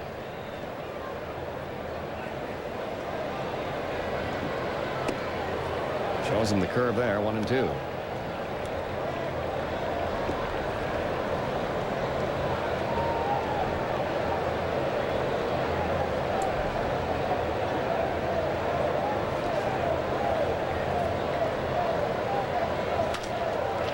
He hit the spot. And the result, a ground ball to second. Cabrera wanted a fastball outside, and that's right where Mailer put it. Reedus retired one down. Now Bobby Bonilla, who is 0 for 2 in this one, robbed of an extra base hit by Ronnie Gann in the 4th inning.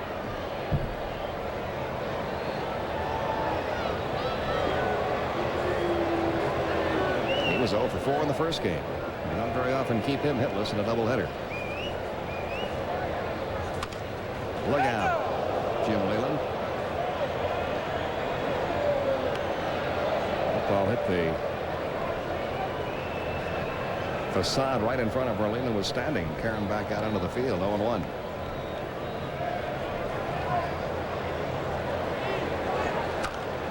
a ground ball to the right side. Hunter handles this one, takes it himself, and Bobby Bonilla still hitless.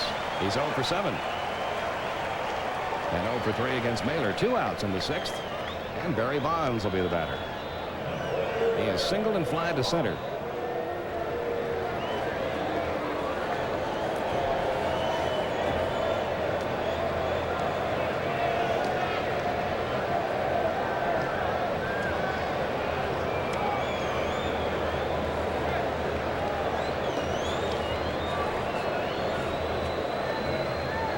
(3-2) Atlanta. We're in the top half of the 6th inning. Mailer starts him off with a strike inside corner.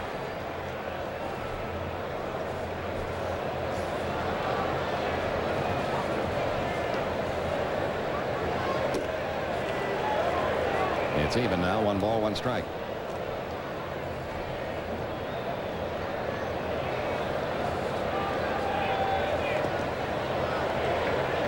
Two and 1 now to Barry Bonds.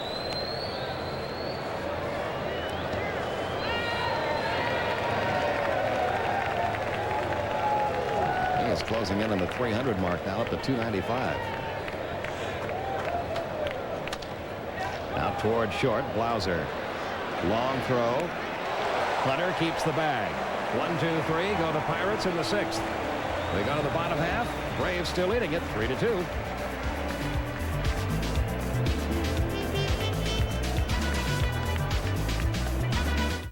Wednesday night. A person is entitled to the best possible legal defense. And so TBS presents The Art of Defense through the legal genius that is Perry Mason.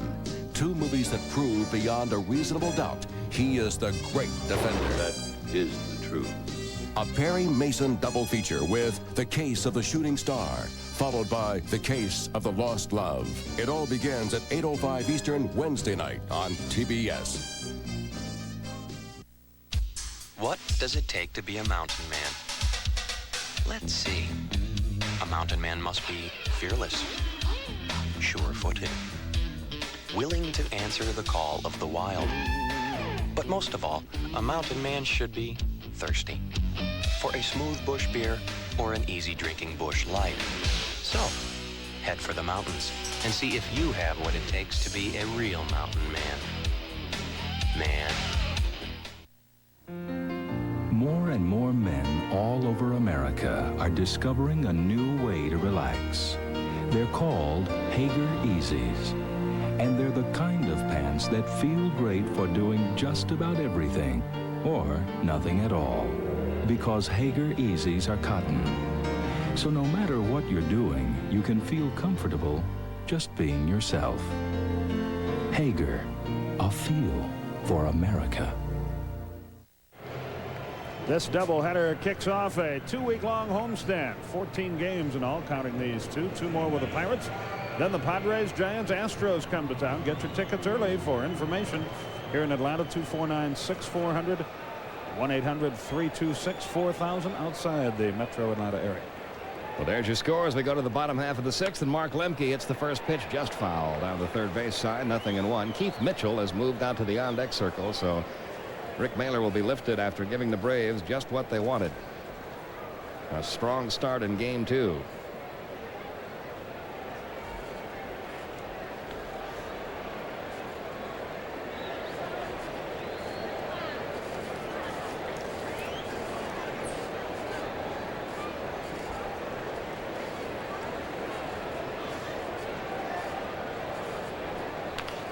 Fouled away again, 0-2. If you watched tonight's first game, you saw Marvin Freeman come on to record his first save. It was our thought then that the reason Marvin was being given that chance was, number 1, he's been throwing exceptionally well lately. Number 2, to save Berenguer for game 2 in case he needed to have one of those 3-inning outings. He went, says first base ump Greg Bonet. And Lemke is a strikeout, but we've just been informed otherwise. First, a replay of the check swing. Oh, you see that, but really more important is the news on Berenguer. Yes, we just received an announcement between innings. Juan Berenguer, running in the outfield before tonight's doubleheader, pulled a calf muscle in his right leg. And for that reason, is probably not available out in the bullpen tonight. So it's up to the rest of the guys to do the job. And Mike Stanton's going to get up now as Keith Mitchell pinch hits for Rick Mahler.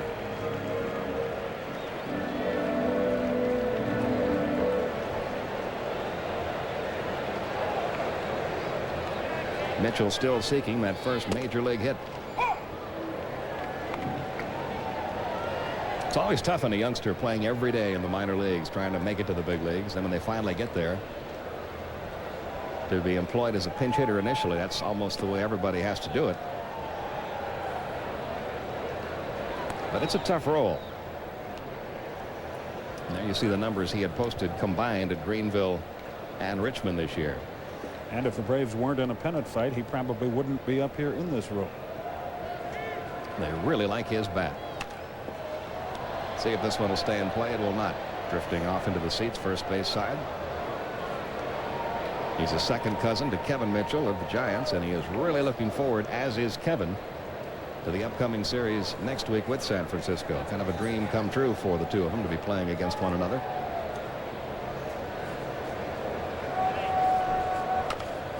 To the left side, cut off by Wainer.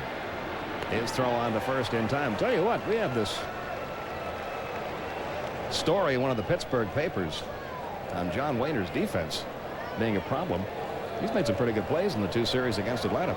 He really has. He has the one boot tonight, but he's looked quite good. He's really worked hard at it. He had something like 50 errors last year.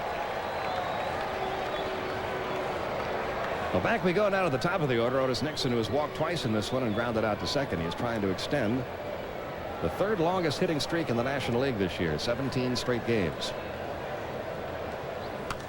Willie McGee had a 19-game streak. Brett Butler a 23-game streak earlier.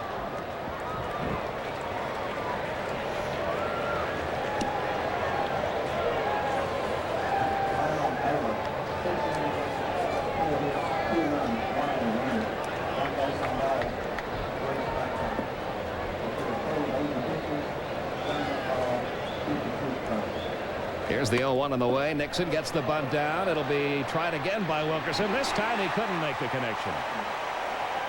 And it's an 18-game hitting streak for Otis Nixon. Same play back in the fourth inning Wilkerson did make. This time he couldn't pick it up cleanly. He really is a good bunter. He has worked and worked and worked at this. It takes a great play to get him. He made the great play last time. This time couldn't do it.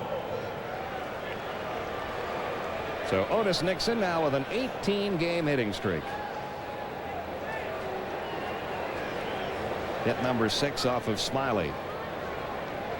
And Otis is now at first base with 56 stolen bases. The Braves franchise record is 57. Set all the way back in 1913 by a Boston Braves player named Hap Myers.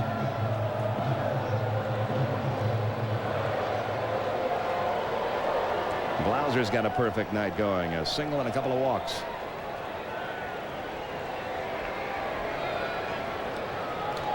As has been the rule lately for Atlanta, we're getting into the latter third of the game. Braves have a lead. Bobby Cox is loosening up Rafael Belliard now down in the bullpen. He'll probably take over at short for Blauser in the 7th.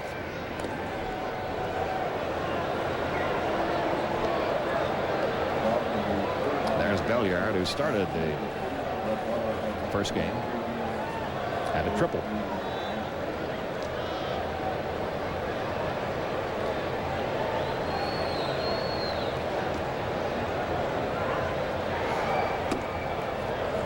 One 1-0 the count and Jeff Blauser. 3-2 Atlanta, bottom of the 6th.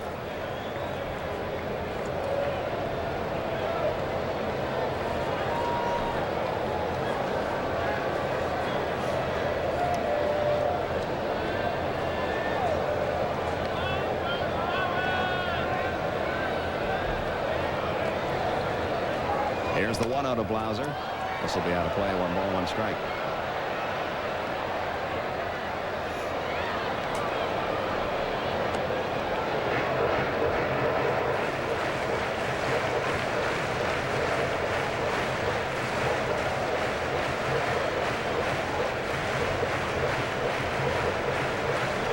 Nixon hasn't even left his way towards second yet.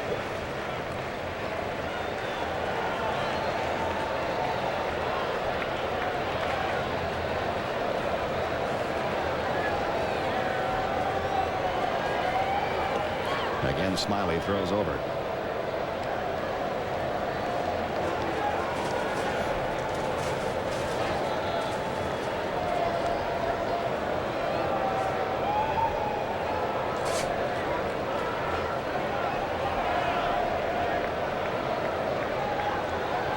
There goes Nixon, but Blauser fouls it back. He'll have to turn around and go back. It's a ball and 2 strikes now.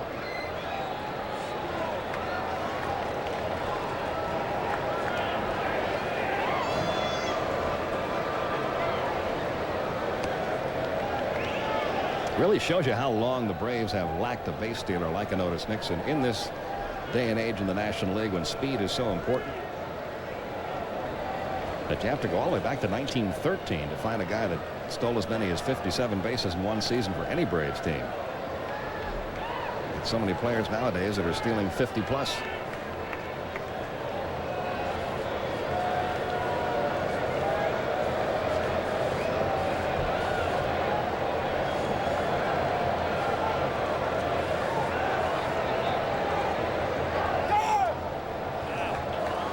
A long look by Smiley at Otis Nixon caused Blauser to request time again.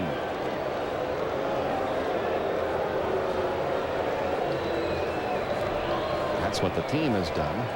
Braves have a chance to double their stolen base output of a year ago.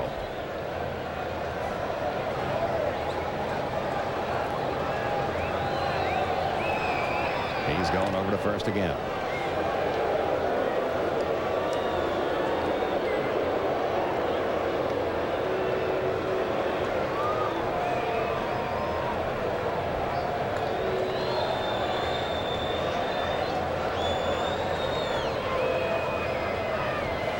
There goes Nixon again. The pitch is low. LaVallier's throw is high, and Otis Nixon has tied a Braves franchise record. That is 57 stolen bases, a record that has stood in Boston, Milwaukee, and Atlanta since 1913. And the fans get the message on the matrix now in center.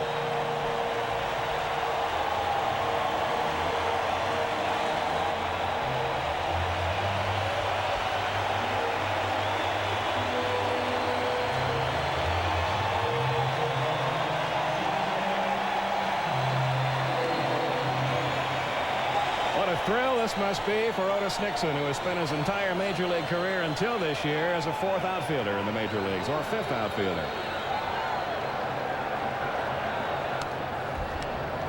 Wait till he gets the next one. It might not be that long a wait. No, it might not.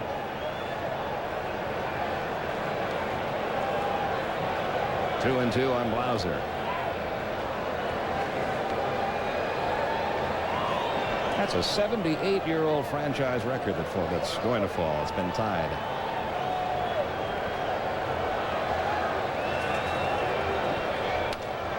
Into left field. Playing a shallow left was Bonds. He'll make the catch. And that'll do it for Atlanta in the 6th.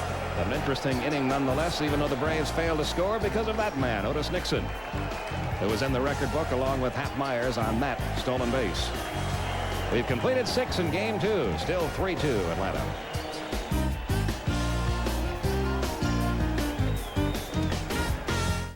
This is Lipton Tea Time. This is the taste. This is the cool of a satisfied face. This is refreshment that's one of a kind. This is Lipton Tea Time.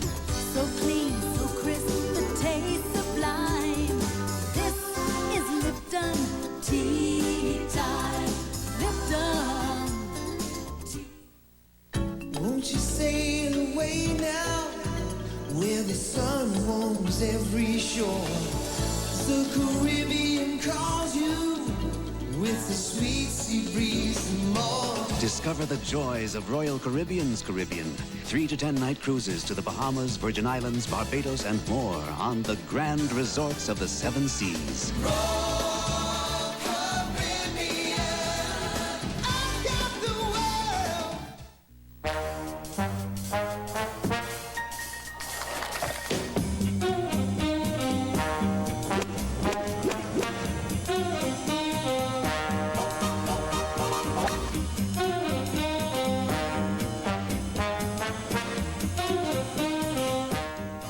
greatest swingers in the game, the PGA Championship. Live beginning August 8th on TBS.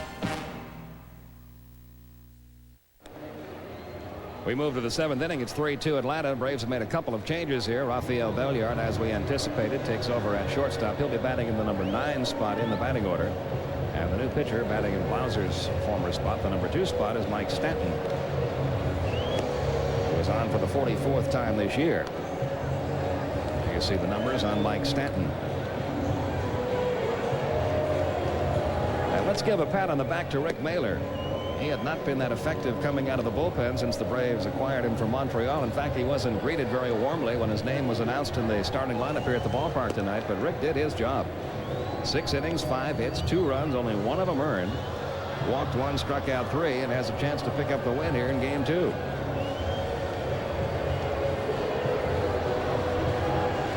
Braves bullpen thinned a little bit with Berenguer unavailable because of the pulled calf muscle.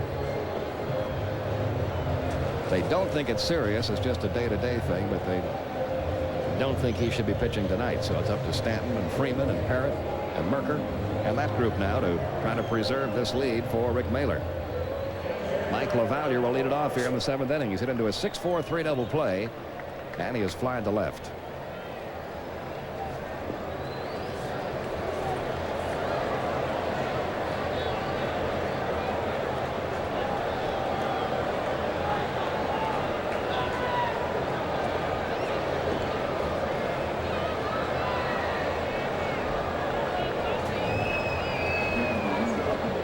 Stanton delivers, and LaValliere fouls back the first one 0-1. Pirate bullpen activity now as right-hander Stan Valinda begins to loosen.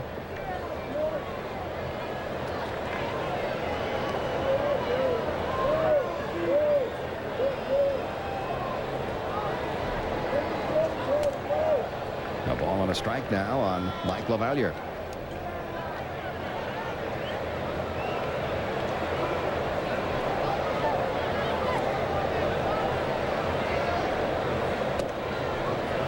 It's 2-1. Couple of occasions this year, including twice on the last road trip, Mike Stanton has had trouble with his control. You remember he walked in that winning run in the 1 loss of the St. Louis series. Gets that one over, though. LaValliere pops it into shallow center, where Belliard, drifting back, puts it away. Out number 1 in the 7th inning, John Wehner will be the batter.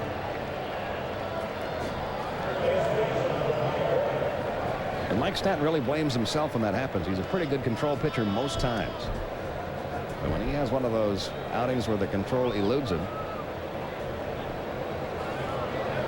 he says it still happens every once in a while that he just loses concentration out there. Wehner, a double and a ground out to third. This one heading right back this way, but it's going to fall a little short into the seats below us. They count 0-1. Braves won the first one 7-5. Lead this one 3-2. We're in the top half of inning 7. That just missed. 1-1.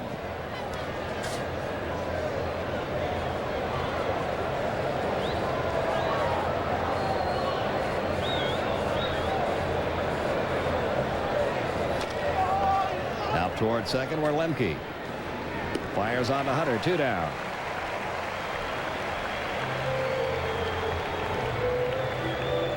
And now Curtis Wilkerson, who grounded out to second in the 3rd inning, hit the little flare double down the left field line, driving in a run in the 5th inning. Later scored one.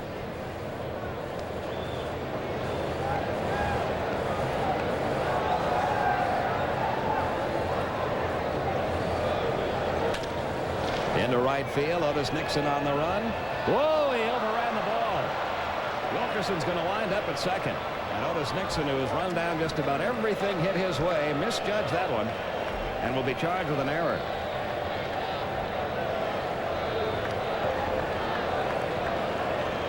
Let's see what happens to him here. Wilkerson inside out. The ball hits it sharply, but it looks like an easy play, and he just simply misjudged it.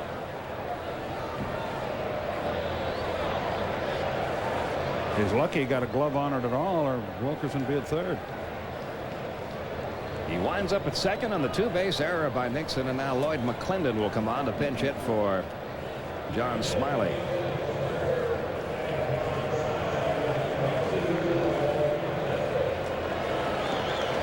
Marvin Freeman up in the Braves bullpen. He saved the first game, joined by Kent Merker.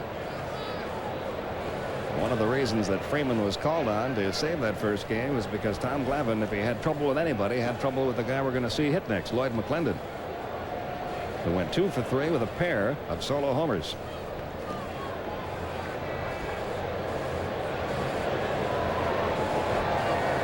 So Leo Mazzoni, Frank Cabrera, and Mike Stanton have a conversation on how they want to pitch to Lloyd McClendon here.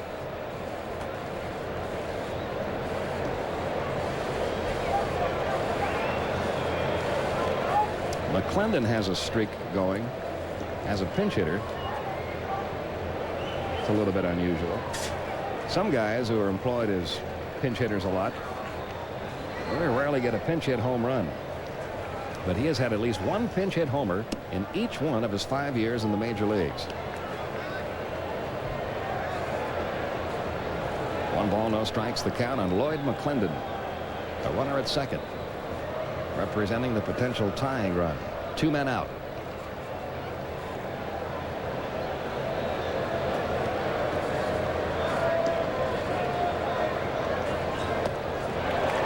One ball, 1 strike on McClendon.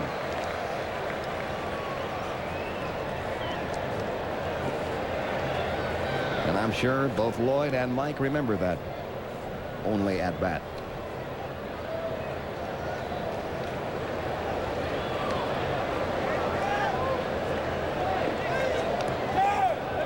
He was hit by that pitch. So now they're at first and second.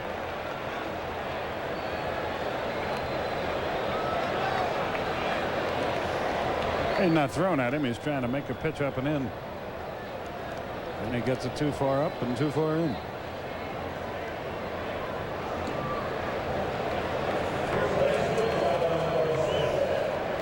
So runners are now at first and second with 2 outs. Orlando Merced will turn around and hit right-handed now against Stanton. He's only been up from the right side of the plate this year 28 times. Does have 7 hits. Tonight from the other side of the plate, 1 for 3. A ball and no strikes.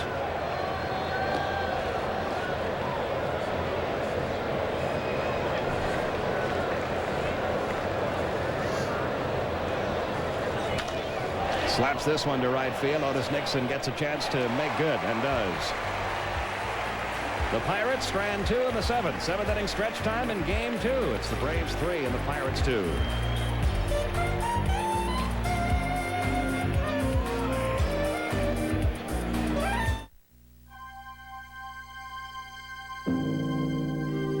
From the Far East to Europe.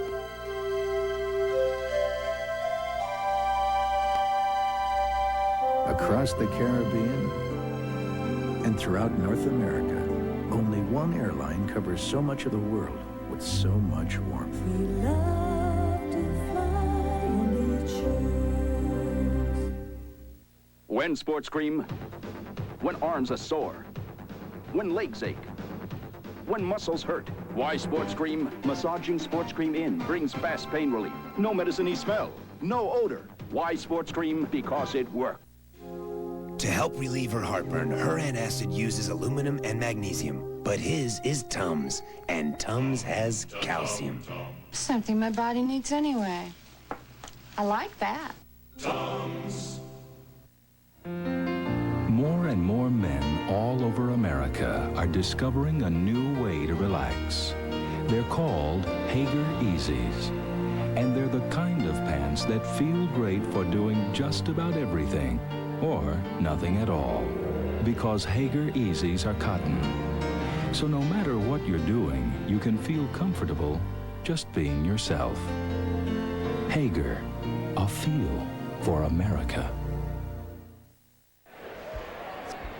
We go to the bottom half of the 7th inning. And we have a new pitcher for the Pirates, right-hander Stan Belinda.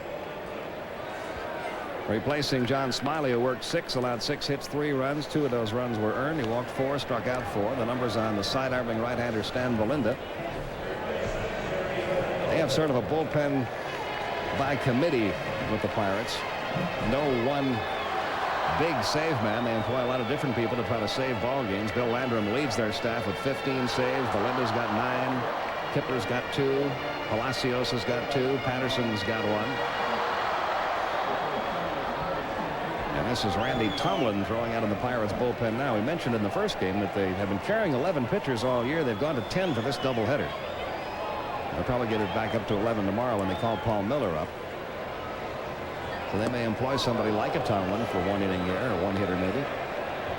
0-1 the count in Pendleton. He's 0 for 3 in the second game. He has scored once and he has driven in 1.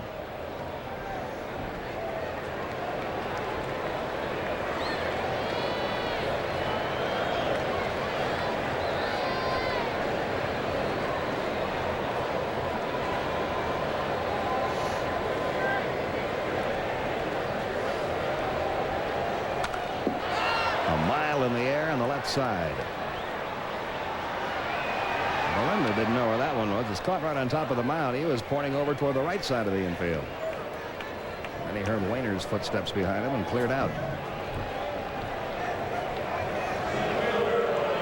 Now Ronnie Gant, who's 1 for 3 at the plate and has made the defensive play of the night. A circus catch just before crashing into the center field wall and a ball hit by Bobby Bonilla.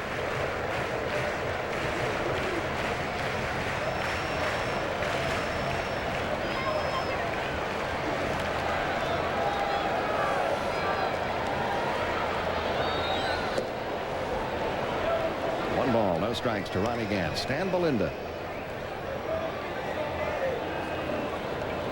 24 years old, a native of Pennsylvania, lives in Port Matilda.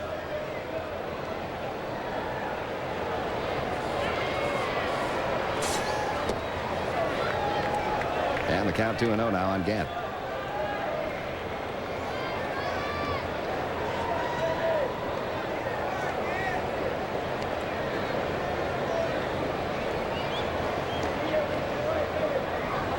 He wears that cap the way a lot of little leaguers do, with a big curve in it.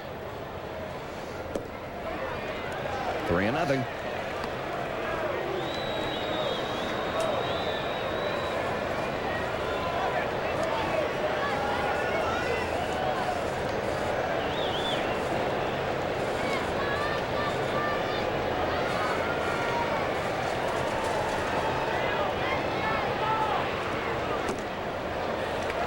And Ronnie Gant draws a walk again. He walked twice in the first game. He's at first with 1 out for Lonnie Smith. Lonnie 1 for 3 in the nightcap.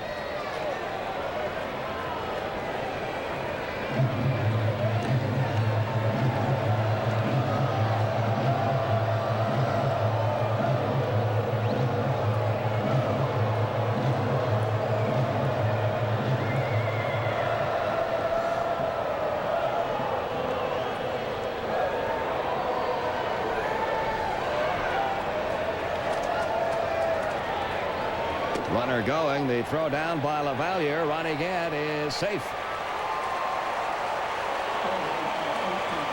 That's number 18 for Ronnie Gant as he closes in on that second consecutive 30-30 season. He really deked him here. The way he went limping down to first base, it was as if he could barely walk, and then he immediately takes off. Went in hard to that bag.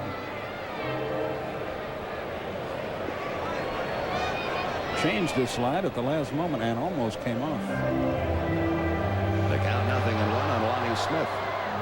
The way Lonnie dives into the plate and the way Belinda delivers from that sidearm angle.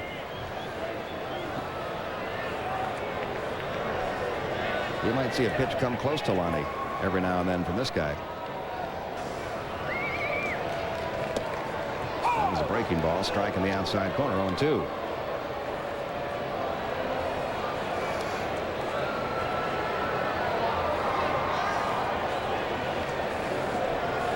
Braves trying to post a little insurance here in the bottom half of the 7th.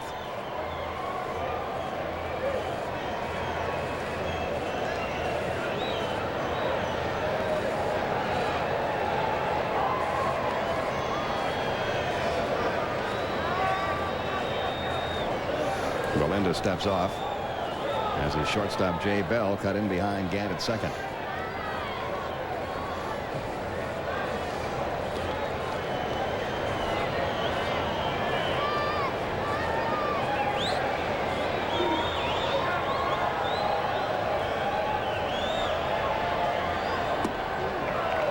A ball and 2 strikes to Lonnie Smith.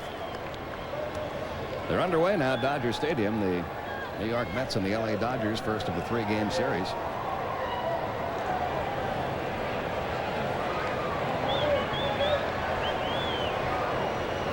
Who gets to no-hit him tonight? It's David Cohn's turn. He's got a shot against Tim Belcher.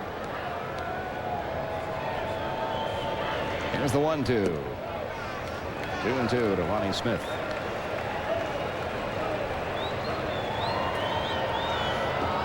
One reason the Braves really have a chance in the next couple of weeks to close the gap on the Dodgers is after that 3-game series, the Dodgers go away for 3 consecutive series while the Braves stay home playing inside the division.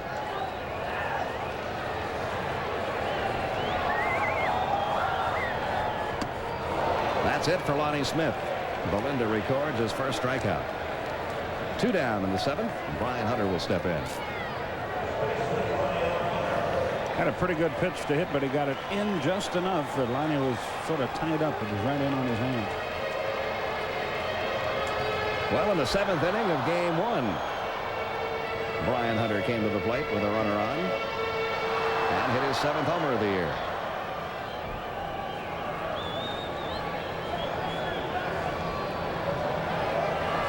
That made a 1-run lead a 3-run lead. Will history repeat here in game 2?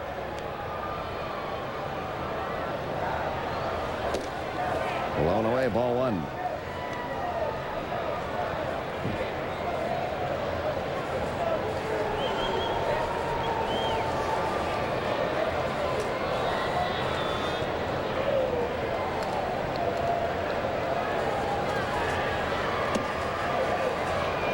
It's 2-0 on Hunter. Yeah, the Dodgers go to Cincinnati, Houston, and then San Francisco. That is not an easy trip for them. No.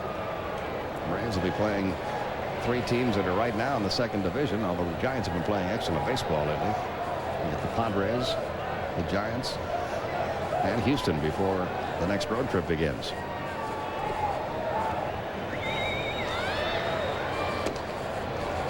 That's a strike 2-1. The reason I say they're currently in the 2nd division is because of the way Cincinnati's fallen apart. When play began today, Cincinnati only a half game ahead of 4th place San Diego, only a game and a half ahead of 5th place San Francisco. So they have really dropped closer and closer to that 2nd division. And those teams may not be 2nd division teams when the Braves see them, if the Cincinnati slide continues. Here's the 2-1. Caught the outside corner. 2-2 to Brian Hunter. Giants 11-5 since the break. 8 in a row. That's the way the standings look currently, counting tonight's first game.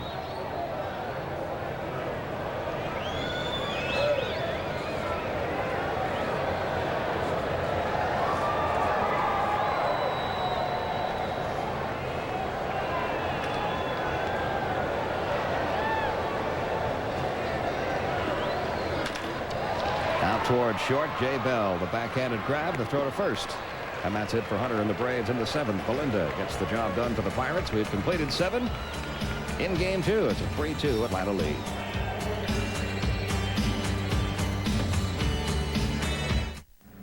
It's summertime. Time to get out and get to the beach. And time for our grilled chicken sandwich at Wendy's. Here's your grilled chicken sandwich, Dave. Thank you. Made Dave's way with a boneless breast of chicken, lettuce, tomato, and honey mustard, all on a toasted bun. It's a great way to enjoy the summer. Hi. Hey, Dave, how about some volleyball? Cool. Come in for a Wendy's grilled chicken sandwich today. You sure this net's supposed to be this high?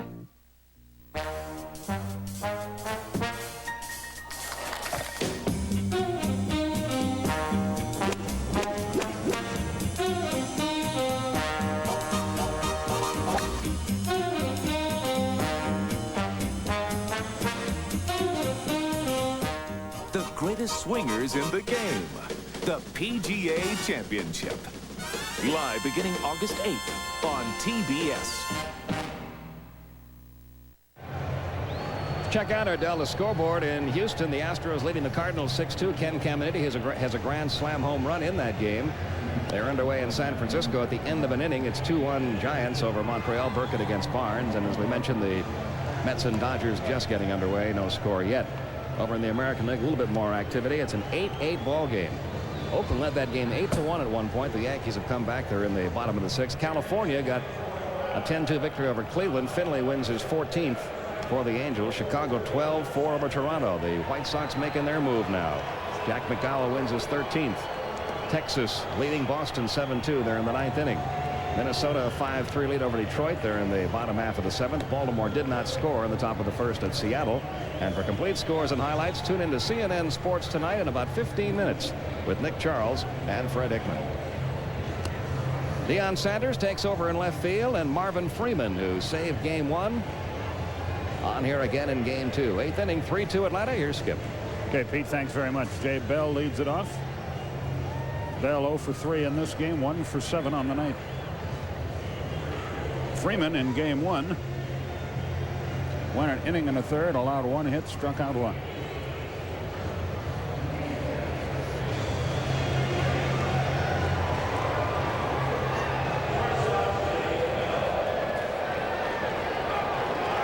Bell, Reedus, and Bonilla do here. If anybody gets on, Barry Bonds.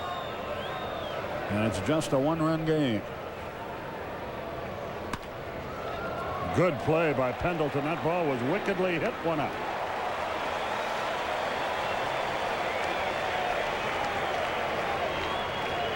Well, if he's not doing it offensively in a ball game, he's doing something to help you win. Terry Pendleton, the Braves MVP candidate at the moment.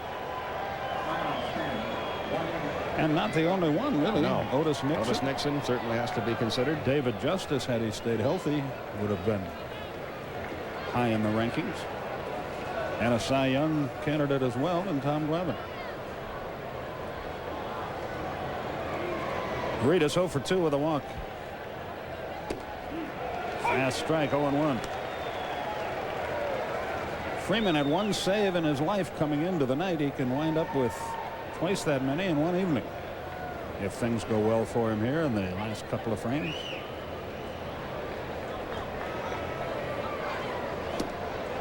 Curve hung. Hate to see that. A ball and a strike. 3-6-2 for the Braves. 2-4-1 for the Pirates.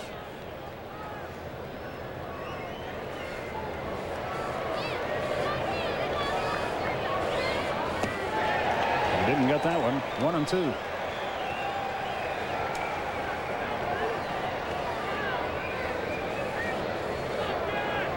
Reedus 1 out of 5 on the night with a run scored and 2 driven home. He hit a leadoff home run in the first game.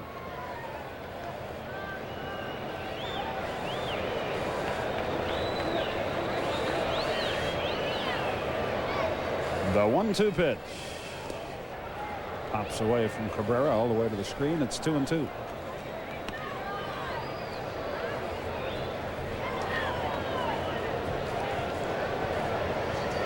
Same 2 teams tomorrow, again on Wednesday.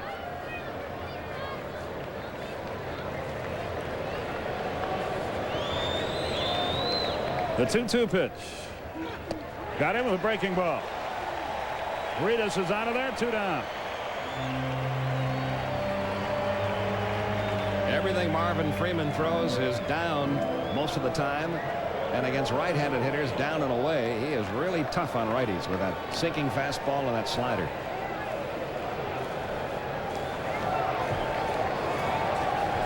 Bonilla stands in there.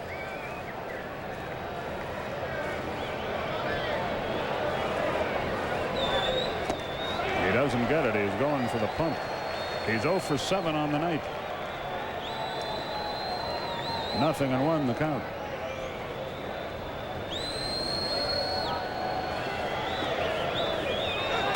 Fastball hit to short. Belliard in. Good play. 1-2-3. Nothing doing in the 8th. No hits, no runs, no errors, nobody left. We go to the bottom half of the 8th inning. Braves going for a sweep. They lead game 2, 3-2. struggled a little bit. It's one of those situations where you just have to play your hunch. Yep, that's right. Belinda to Cabrera. A couple more runs would make the decision much easier for Bobby Cox. If you like the way the guy you've picked as your closer is throwing the ball, he's going to have to get left-hand hitters out anyway if he's a right-hander or vice versa. High fly ball left field down the line. Bonds on the run into the corner. At the wall, he leaps. That ball is gone.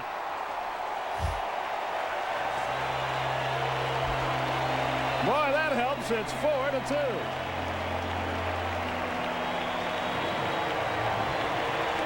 And I think that question we just asked about the pitching has an answer now. With a one-run lead, you really have to kick yourself to keep yourself from just going with the percentages and bringing Merker in to face the two left-hand hitters who will be leading off the inning. But Frank Cabrera hits that fastball over the left field wall to give Atlanta a 2-run lead. Now I think you do gamble with Freeman against the lefty, at least the first one. First home run of the year for Cabrera. Here's Lemke. Fastball upstairs. 1 ball, no strikes. Now Lemke, Belliard, and Nixon the batters.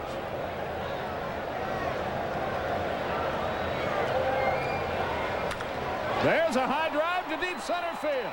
That ball's got a chance. Reedus at the wall. That's gone.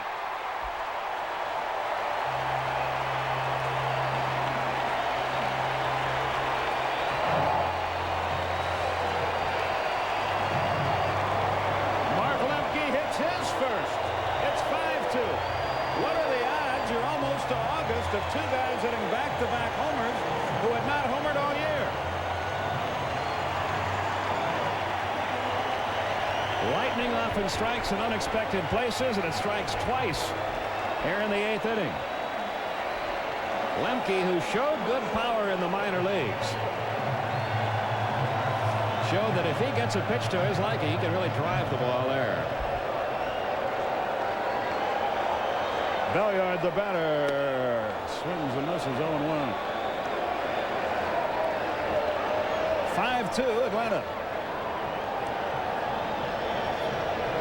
Couple more of those we can send Don into pitch tonight.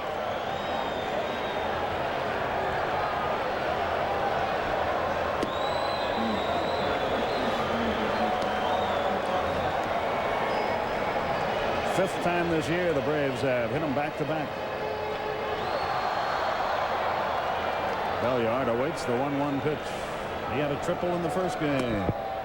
That's upstairs, and it's 2-1.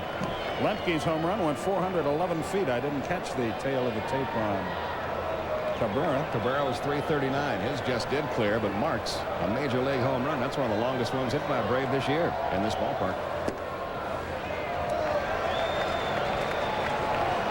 3 balls and a strike. Might as well get some more. I think Ronnie Gant 415 is the longest one hit here this year. That was a happy guy, Mark Lemke.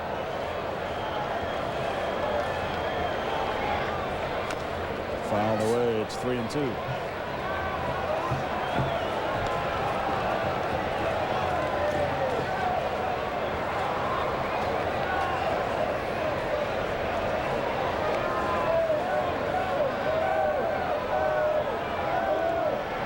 Belinda to the rising bat.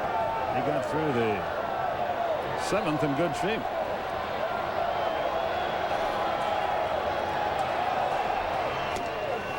Ball 4, he's aboard. Second walk for Belinda. The 6th walk in this game by Pirate pitchers. And they walked 6 in the first game. Jim Leyland hasn't given up. You never do. But he's as close to it as you get. There is no activity in the Pirate bullpen. And you've got 3 straight left-hand hitters coming up. You never know what's going to happen. That's what makes this game fun. But when the Pirates come to town, realistically, you'd be thrilled to death with 3 out of 4, and a split wouldn't break your heart because they're a fine, fine team. Inside to Nixon, 1 ball, no strikes. But now, if the Braves can hang on here, you've beaten 2 of the best pitchers in the league, Smiley and Drabek, and you've got 2 fellas coming up from the minor leagues who are marginal pitchers at best, or they would have been here all year. And you've got Avery and Smoltz going for you, so you now begin thinking about sweeping the Pirates. Yeah, now 3 out of 4. If the Braves hold on and sweep this one, would be a disappointment. He bunts back toward the mound. Runner to second. Play will be to first. Out by a step. That's a sacrifice.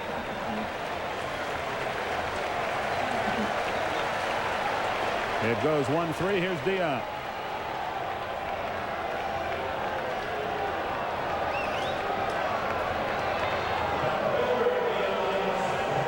Sanders played in the first game.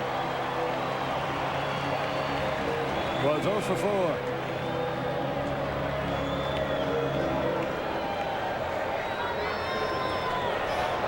I know he makes a lot of money playing football, and I know he enjoys it, and I know he's very, very good at it, but I know he must be, in a way, very heartbroken to leave this situation.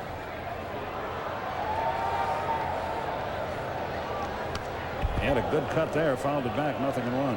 I think it bothers him a little bit that the one statement that he's been making all year, and that is if the Braves are close to the top and I'm contributing around August 1st, I might want to stay. Well, that's happening. The Braves are close to the top and he's contributing. But he is going to honor his football contract. Downstairs, it's 1-1. Well, it would be all right with us if the Braves won a championship with him not in attendance and the Falcons followed.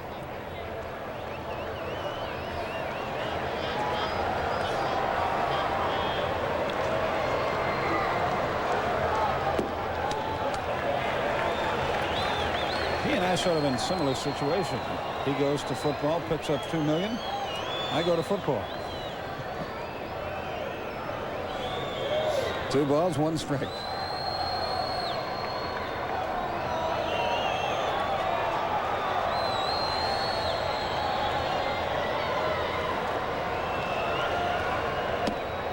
Low again.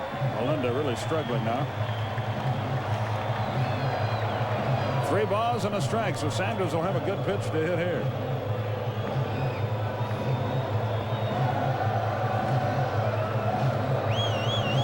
The Tomahawks are flying here at the ballpark.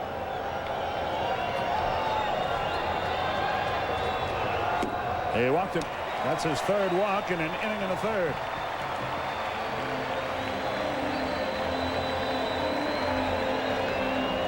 And Terry Pendleton, the batter. Pendleton 2 out of 3 in the first game. 2 runs scored, 1 driven in. He's 0 for 4 in this one with an RBI and a run scored.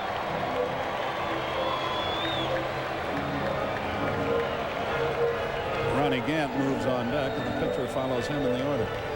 Marvin Freeman.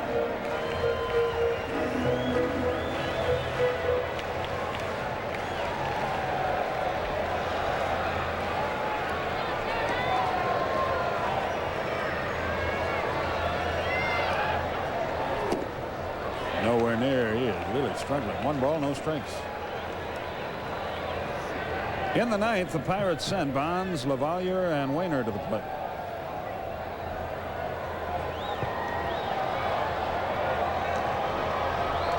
Merker now gets up and begins to throw in the Atlanta bullpen. He had a home run cut, but he didn't get it, and it's 1-1. Well, a little bit of the reverse side might be starting to work now with a 3-run lead. Merker has not had an opportunity to close out many games lately. Bobby Cox may be thinking with 3 runs, I might want to try him in there, see if he can get through that 9th inning.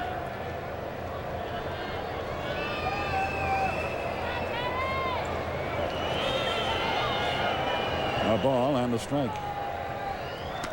Ground ball headed for right field, but Merced up. There's one.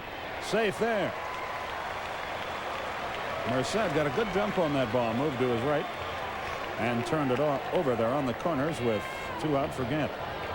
I'm not so sure that Melinda picked this throw up right away. It looked like he really lunged for the ball at the last instant.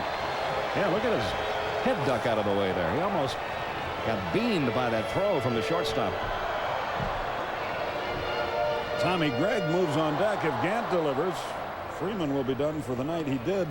The other thing that might be in Bobby's thinking, he pitched an inning in the first game. He sat around for 2.5, 3 hours, pitched an inning in the second game. Might figure that's just enough for his arm.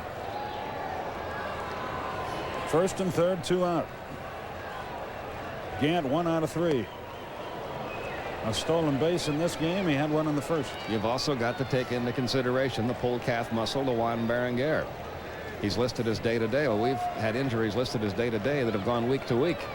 And you need more than one guy to close when your ace closer is not available. Breaking ball outside. It's 1-1.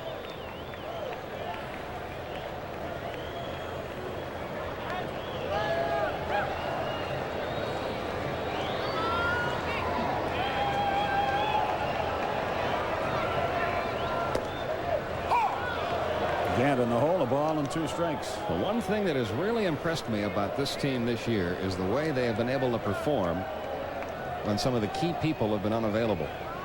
Braves getting back in the race with Bream and Justice both out. Now tonight on the verge of sweeping a doubleheader from the Pirates with Juan Berenguer unavailable. Other guys have stepped up and done it. The 1-2. Almost hit him inside with the off-speed breaking ball. 2 balls, 2 strikes. Well, you've gotten a career year out of Pendleton, a career year out of Nixon, a career year to this point out of Glavine, career year out of Berenguer, and good solid years by a lot of other guys.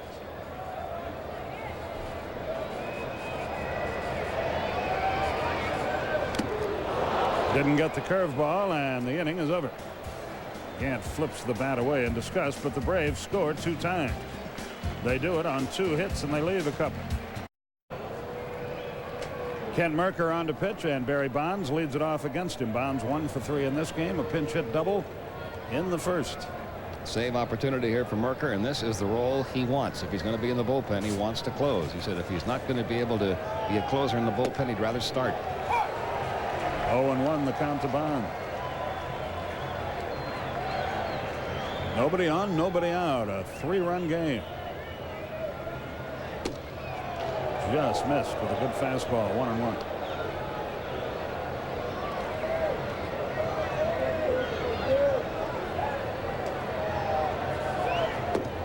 Strike 2 called inside corner. Bonds didn't think so.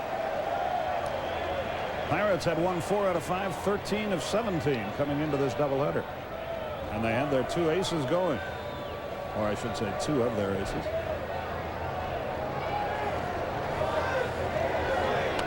He stayed alive, fought off a breaking ball, and the fans battle for a souvenir.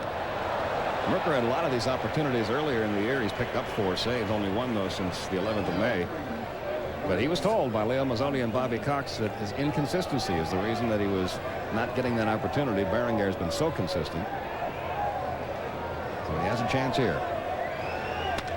Up the middle, base hit. It was a curveball, and Bonds, boy, he is a good hitter. Bonds just stroked it up the middle. Another base runner brings a potential tying run to the plate. LaValliere will stay in there.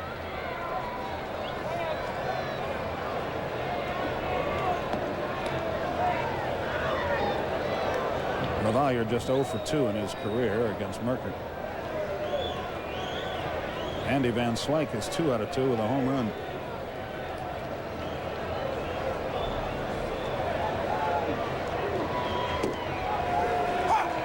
There's a strike to LaValliere.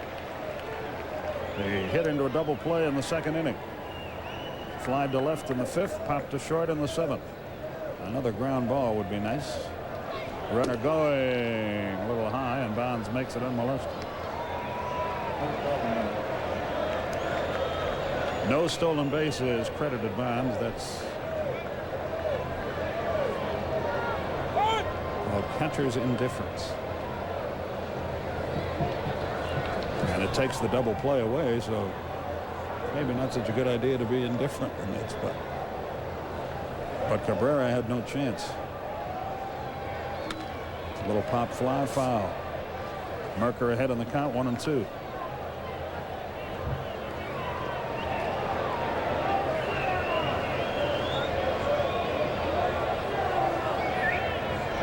LaValliere out of the batter's box. Now he stands back in. Wainer is the on-deck hitter.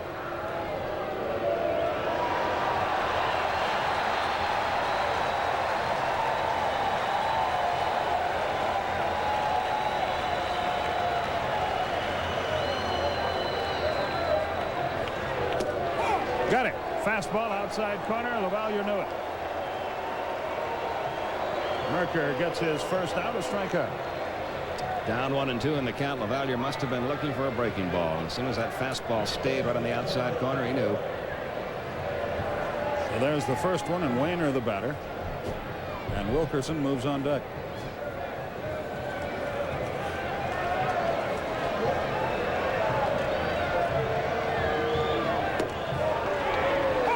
There's a strike. 0-1.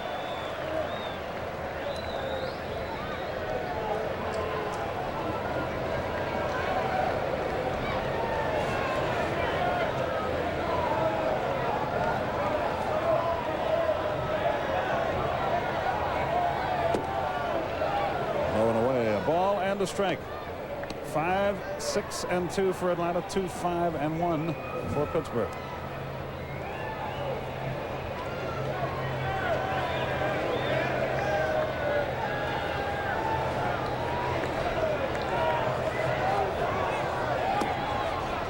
Downstairs, 2 balls and a strike. Can't walk. Well, you can, but you don't want to walk a man. A potential tying run would come to the plate.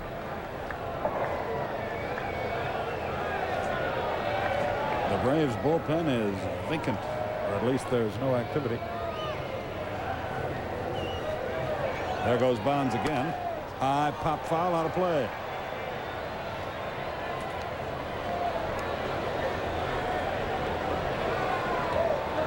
Two balls, 2 strikes.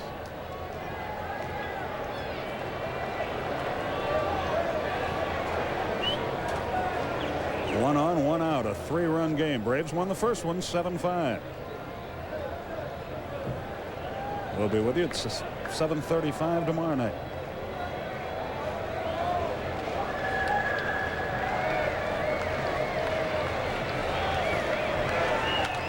Fly ball foul. Bonds running again. He didn't get that good a jump that time. Well, they're not paying any attention to him down there. I wonder if he gives any thought to the fact that Wainer might be distracted by him taking off on every pitch. You need base runners here. Runner at third really doesn't do you much good. He scores on a fly ball, but it's still a 2-run game.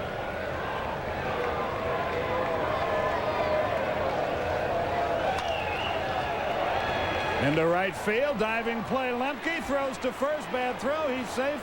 Tying run to the plate. Great effort all the way around. It'll be a hit. And the tying run comes to the plate. They really got to give this kid Wainer credit. He has really done a great job offensively. He got a pitch up in the strike zone. Lemke a great effort. But Wainer would have had it beat even if the throw had been on the mark. He keeps the run from scoring by getting the glove on it.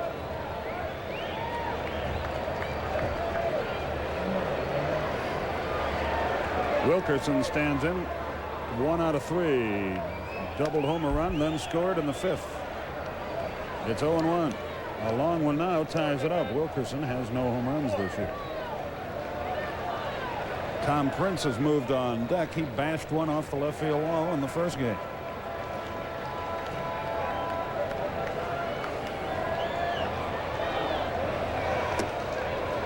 Downstairs, a ball and a strike. They're on the corners with 1 out. Kent Mercker trying to put him away.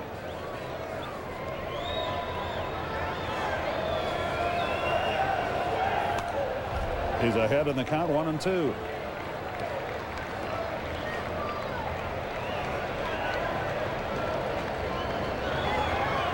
As a right-hand hitter, Wilkerson at 292 coming into the night. A much better hitter from this side than from the other.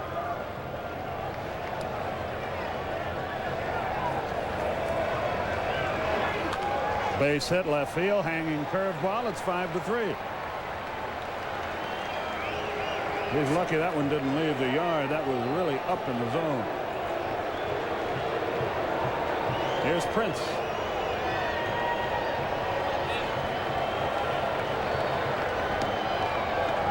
And when you throw a pitch like that, you're fortunate the guy hitting is Wilkerson and not Bonilla. Those are the kind that leave the ballpark when you've got a power hitter up there. Dan Petrie is beginning to loosen now out in the Atlanta bullpen.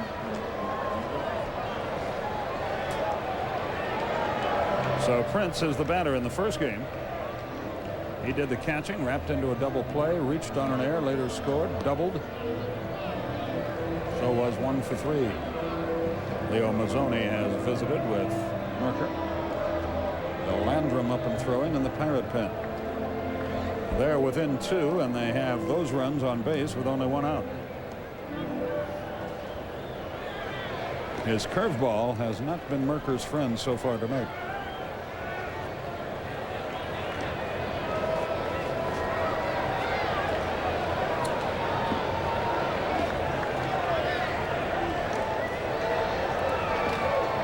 Prince stands in there.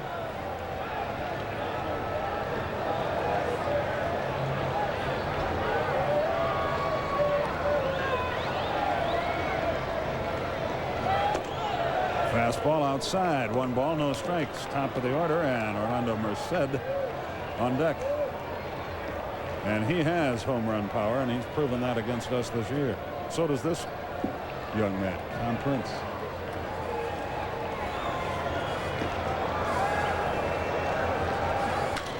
High, lazy fly right field. Nixon is there waiting. There's your second out. So Prince fails.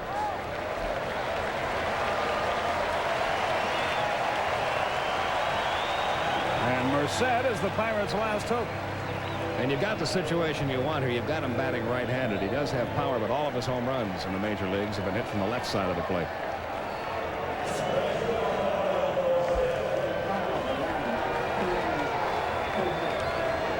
Merced tonight is 1 out of 4, a 4th inning single. Wilkerson has good speed, carries the tying run at first. Upstairs, 1 ball, no strikes.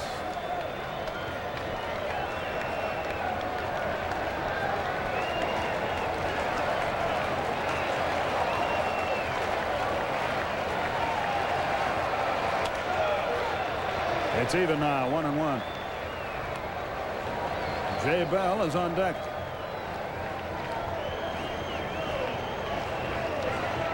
Landrum ready if needed in the bullpen.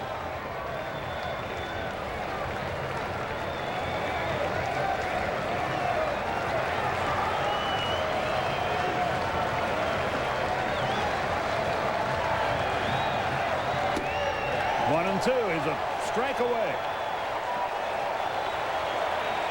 Those remaining on their feet here.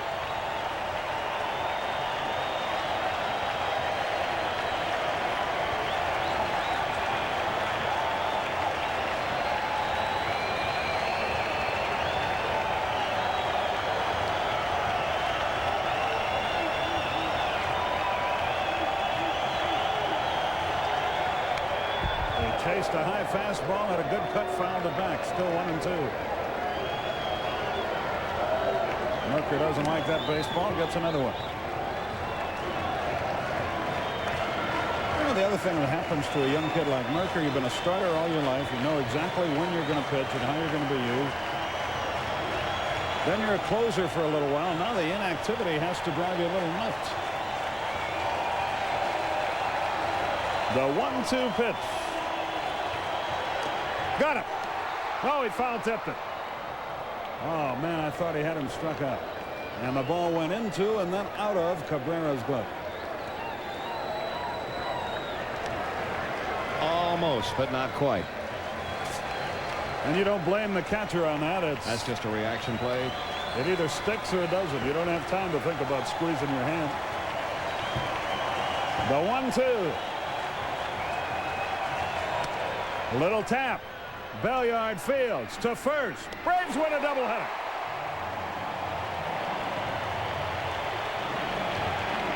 The Braves are within 5 of the lead and a chance to make it 4.5 if the Dodgers lose. 7-5 in the first game, 5-3 in the nightcap. Totals, highlights after this.